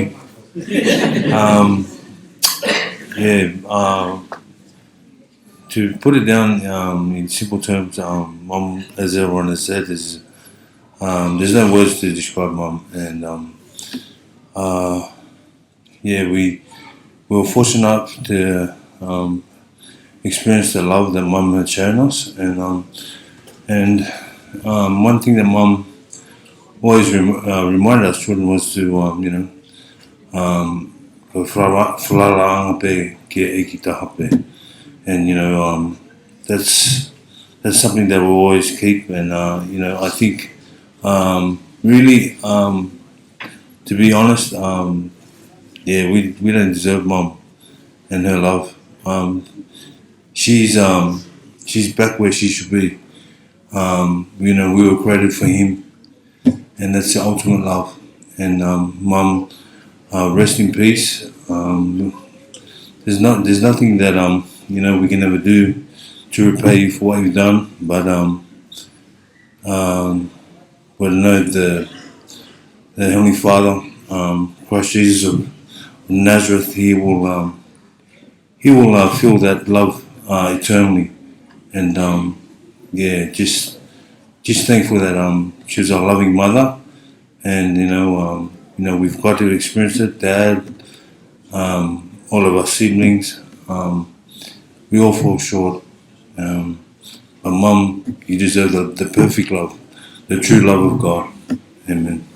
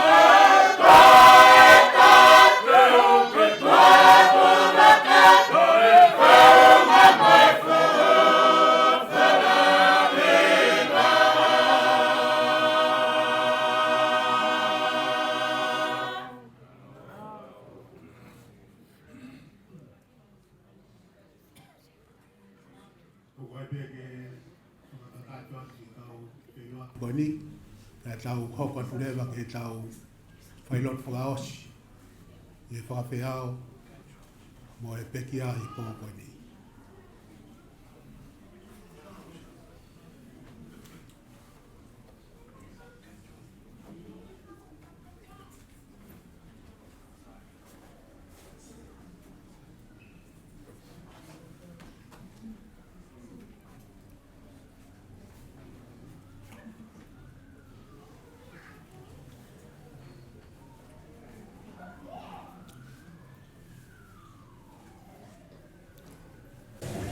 Whatulau atu ki he malu toka, he malu malo sātai, o whaia ia e whakawhiao. Mo e whakamāwā e whakaosi, ia mo e whae koe ni, i pō koe ni. Tōku moa ke uhuwhanga atu pē, i e tala whakatapu kua whaki, me kamataanga, o e whiohi mo e whakawhiao, lotu e pō koe ni. Ka tā ke u whakawhonga atu e whai lotu, whakaosi e pō koe ni. Ia kou whakamalo atu ki he omia e whainga maari e koe ni, ke lawe ai mo tuani o lau kok monu. Neongo nai toki tala mai pehe whiawhini, ke u whakahoko atu ai whai lotu whakaosi e pō koe ni, ka kou lau kok koloa. Ia ko tau ki polokalama pe whakahoko atu ke whai ake ai tau ki lotu tāpuni e pō koe ni, hiri pe ni te u sipe latu ha tau himi, pia ka hiri ai lau atu ha tau ki potwolofola. Ke whai pe haki pou nou, pia te utoe sipe latu mo ha himi, pia ka hiri a te whai atu rewa ha tau lotu. Koe ki lotu whakakakato ia, o e whakawhiao mo e whakamāwae o e pō koe ni.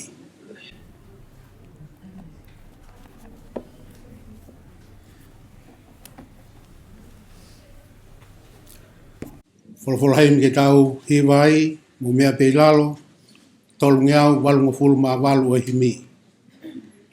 Te talawa he whanua i he kau wai. Nofoanga he Otua, mo e kau angelo tokola. Io te taewe ewa he pot monu ia i he kau wai. Io te tainu he vaiola, tafe me he taloni o langi.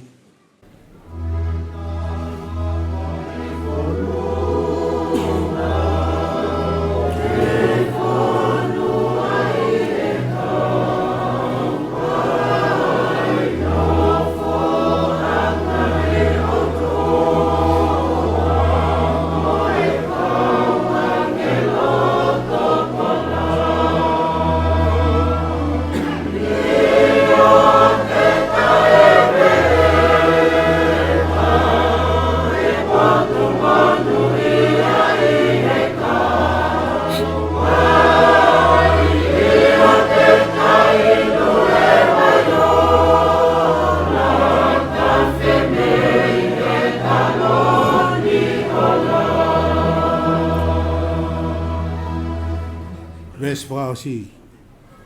Koe mala kua ngata tupu pea e monu ia. Holo ai e loi mata, ngalo ai e ongosia. Io te taewe ewa he pot monu ia i he kau wai. Io te tainu he vaiola, tafe me taloni o langi.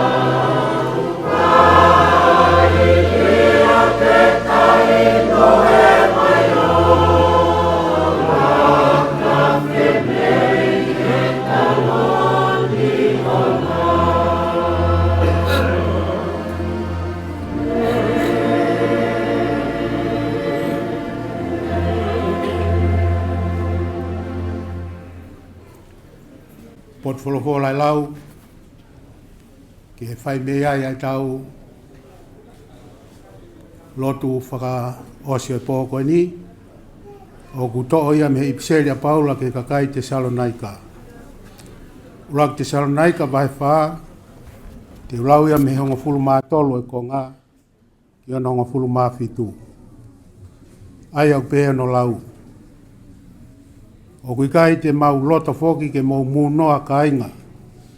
I he mea ki he kakai kua mohe. ke oua te mou mamahi o hange koe kakai ke he.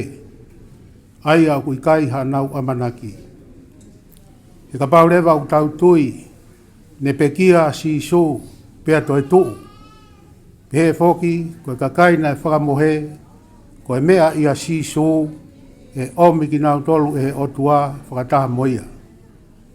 He koe meani o kumau talatu, koe wholofola tonu ai e iki. Neongo ki taua e tolonga o ausia e hoko mai ai e iki, more ke mama o hata mua mua ia teki nau tolu kua mohe. Koe uhi e haere mehe langi ai e iki e ia. Pe ai ha waka waka o, ayangi a angelo pure, mo ifi ai talupite ai Otua. Pea koe pekia ia kalaisi e tomu atu u. Hiria ko ki taua ko ta tolonga wa usia e punakaki ki taua whakataha moki nau tolu. Ye ngahi ao ki he ata ke whakawhetau laki ki he eiki. Pea hiria te ta ihe eiki mauai pe.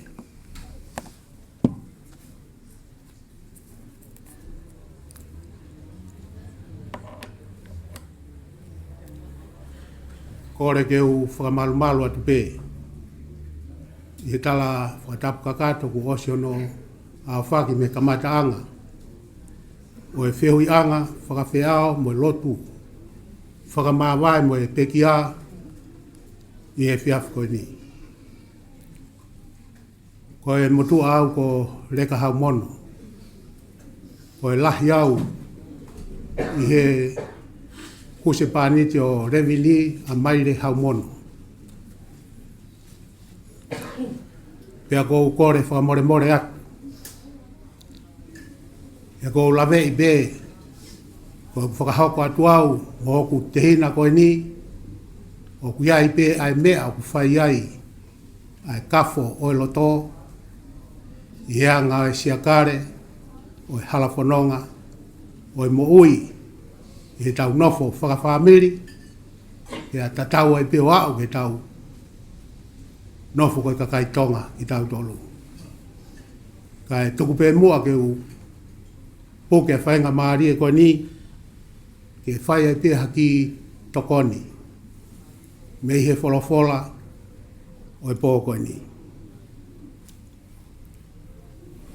Kou tui pia o ku kakato e ngahi tala loto, mo ngahi manat me rie ko tau whanongo ki ai, ki he whae ko ni ko Levini. Pea ku tatau tofu pe ia, mo e mau koe a aku, ki he whae ko ni. Ko e tokotaha fie fia, ko e tokotaha mo ui tau a tāina, pea ko e tokotaha fotu ngofua. Ki ha taha pe, o ku wheloaki mo Levini, o ku mao pe ai fie fia he tō taha ko ia, ia na maheni ai pe mo Levini, i hono ulu ngā ngā, mo ne tō onga moui. Ka ko hono mo ni, wiai rewa ha taha ku ne mao e whainga moui ko ia, o ku iai e ne whela vei, mo e moui ki he eiki. He koe eiki pe, o ku fau me iai ai fie fia, mo e tauataina, mo e merino.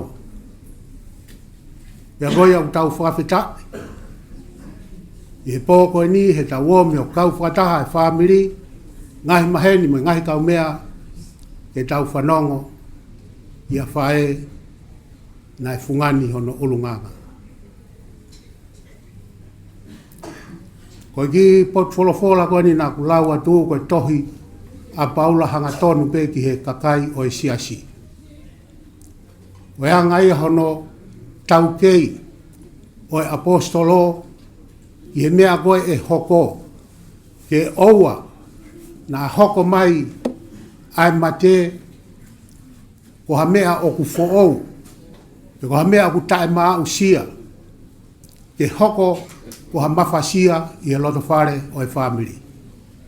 Koia nai whaiai ai tohi, kone ai apostolo ke kainga lotu, o ne whakamanatu hanga tonu, ai whakakaukau ko ni ke whakailonga. Ko e mo ui, Moi mate ua tofa e sisu ha hala fo ou.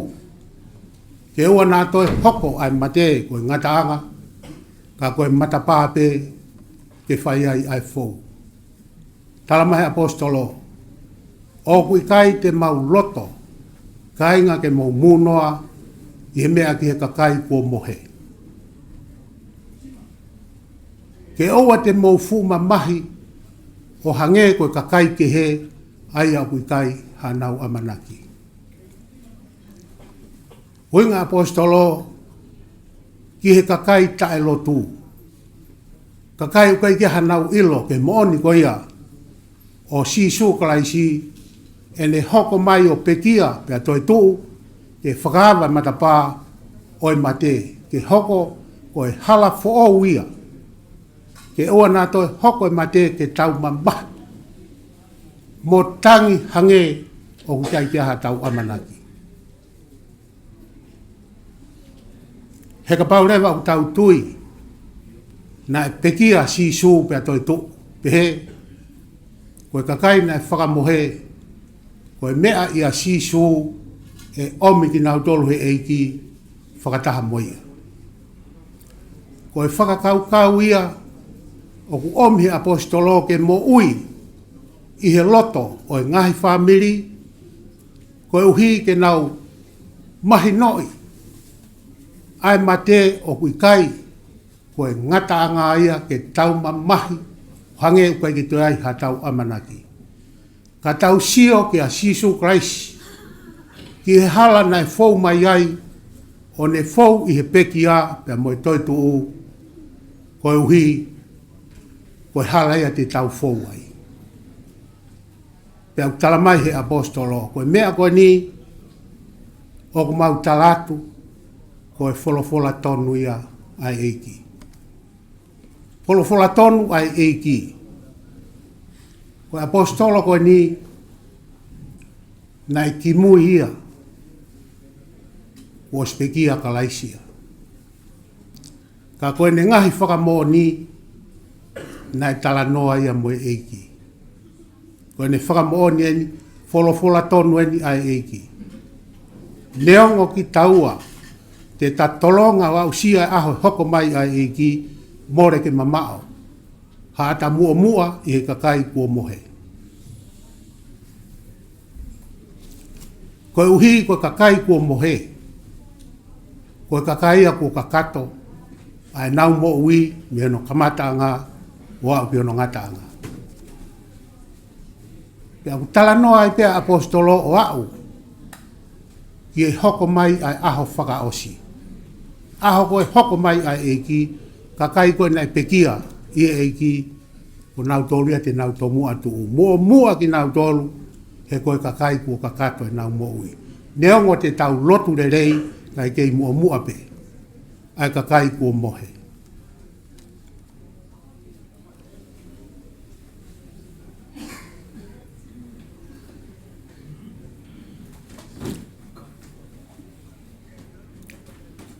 O tau whawhetai ki he Otua, ko ne whakamanatu mai ka te kitautolu. Ai wholofola, o kai ki toi au ngaia ki he pekia. Pea koutui, ko toko ni a Levini, ko osi, koloa ia, i ngai manatu me rie, ko whai hono whanga mohopuna, pea moe ne whanau. Koe ki whakamanatu ia koe ni, o ku maa tau tolu ia. Ai kakai o ku tau kei mo ui. Ke tau mau haloto, o ku tau whakamooni, ki hoko mai a sisu kalaisi o pekia ko hinga ko ki tau tolu. Pea toi tu, ke whakawa matapā ko ia ke tau fou ai. Ko ia ai hala, mooni moe moui. Kai ki te hala ke te tau fou ai, i tala ofa ai Otua. Leu kai ke toi ai ha mea o ku kei toi. O si kakato, ai ngau e whakamoui ai Otua, na e whai mai i hono alo ke tau moui ai. Ko mea pēni au toe, ko ki tau tolu. ke tau moui ma teu teu, ke tau ilo ai hala moni moui o tari a sisu Christ, ki he tau moui ko ne kakato ia ai tala ofa ai Otua, e tau moui o whai he mama ko ni mo amanaki o tau whai ki he tala ofa ke pureanga o Otua. Ko ia watu ai ofa lahi. Ia penina mai whanga fototeina mo e whamiri ko toa pe o Levini. O whātu ki he whahu mo e whakalangilangi o e pōko ni, ke he whoki ki he whamiri ko toa pe ko mo mea mai o tau kau whakataha i e pōko ni. Ko e kakatoa e tau whiohi pe moe whakamāwai na mo Levini i he pōko ni. O whalahi atu ka ki mou tolu ko toa pe whakatawange. Ke hoko e ngahi tō kaki kua whai me kamata anga. O e whiohi anga i pōko ni mo hono wholofola. Mo ngahi hiwa, kai ngā loto e sias tonga, e behe ke kai ngā koia sias whakatataha. Ke tau hoko ko toa pe kua kau whakamooni o hange. Ko e wholofola o e pōko ni, o kui kai ke toi hoko e mate ko e ngata anga, ka ko e matapā pe ke tau fōu ai o inasi i he tala ofa ai Otua. Amen.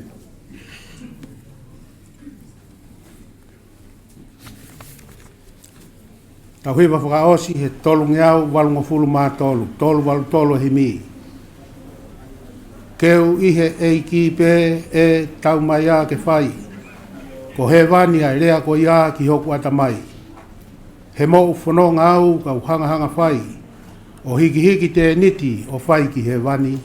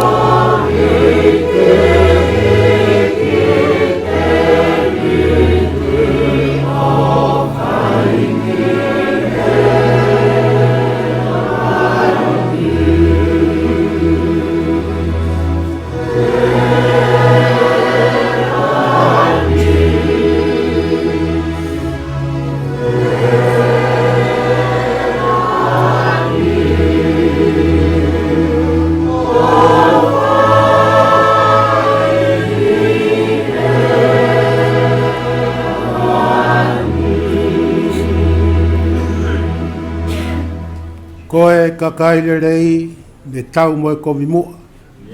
Kua nau hao atu e, whe ao moe Otua.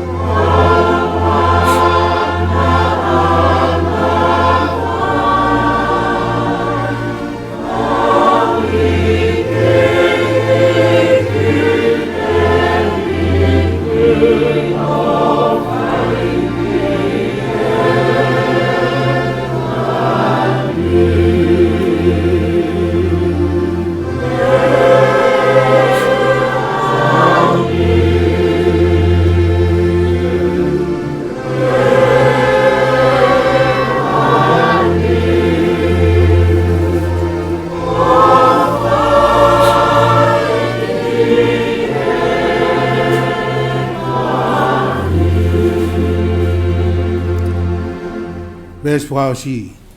Keu i he ei ki pe si tala o whaia. Te kaweinga ki pe kai oua ke au sia. He mou whono ngau kau hanga whai. O hiki te niti o whai ki he wani.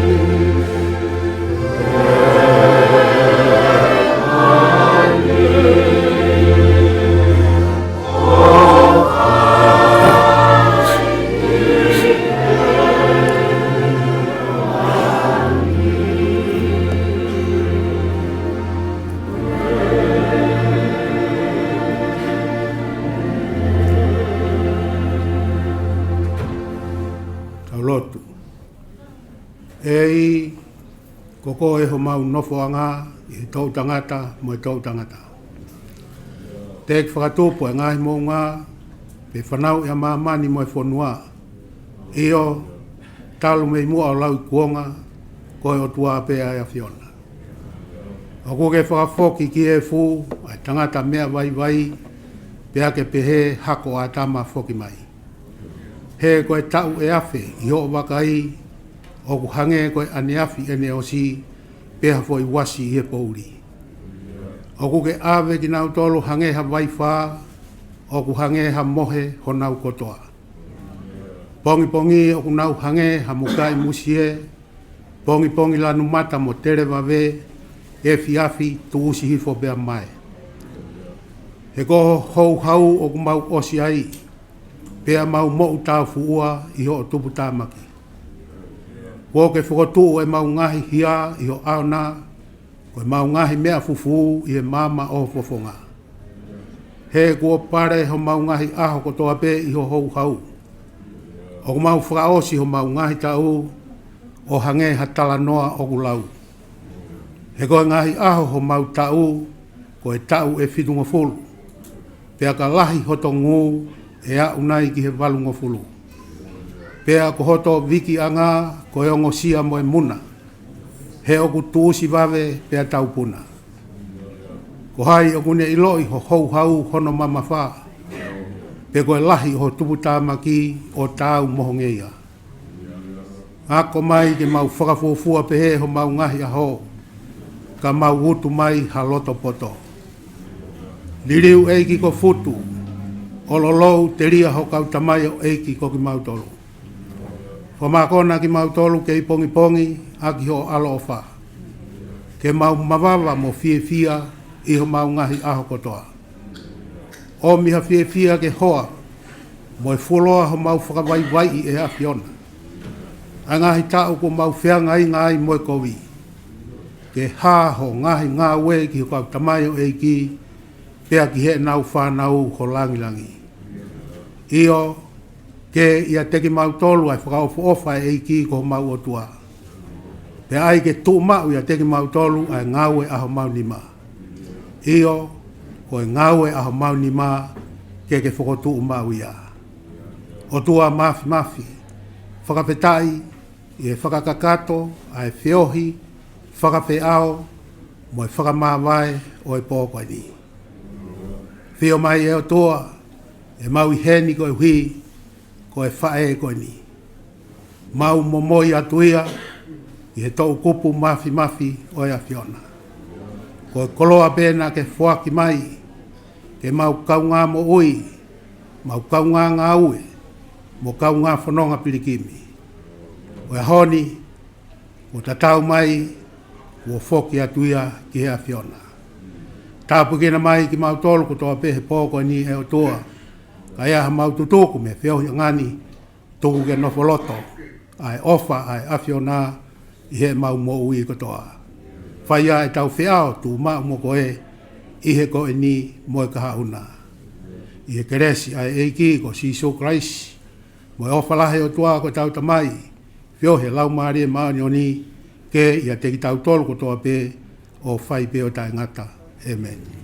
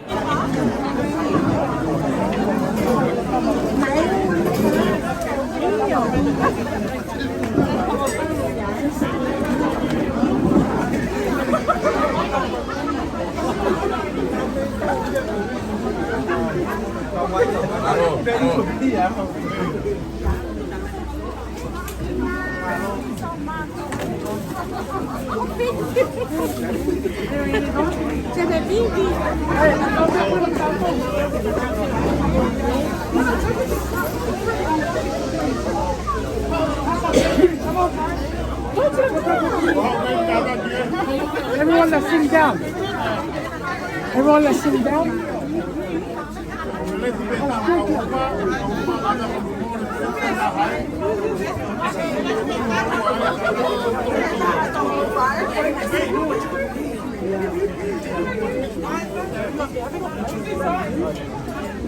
Food or is it cake?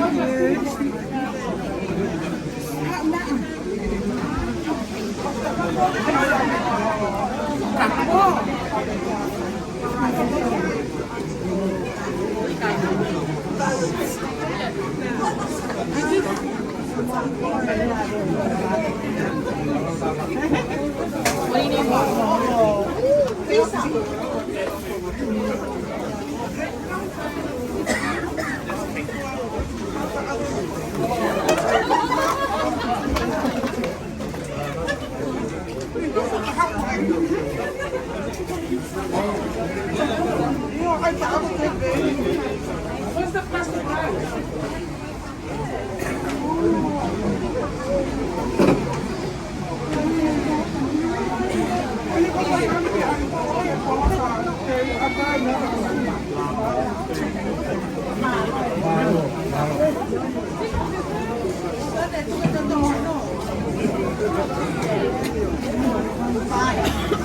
Thank you.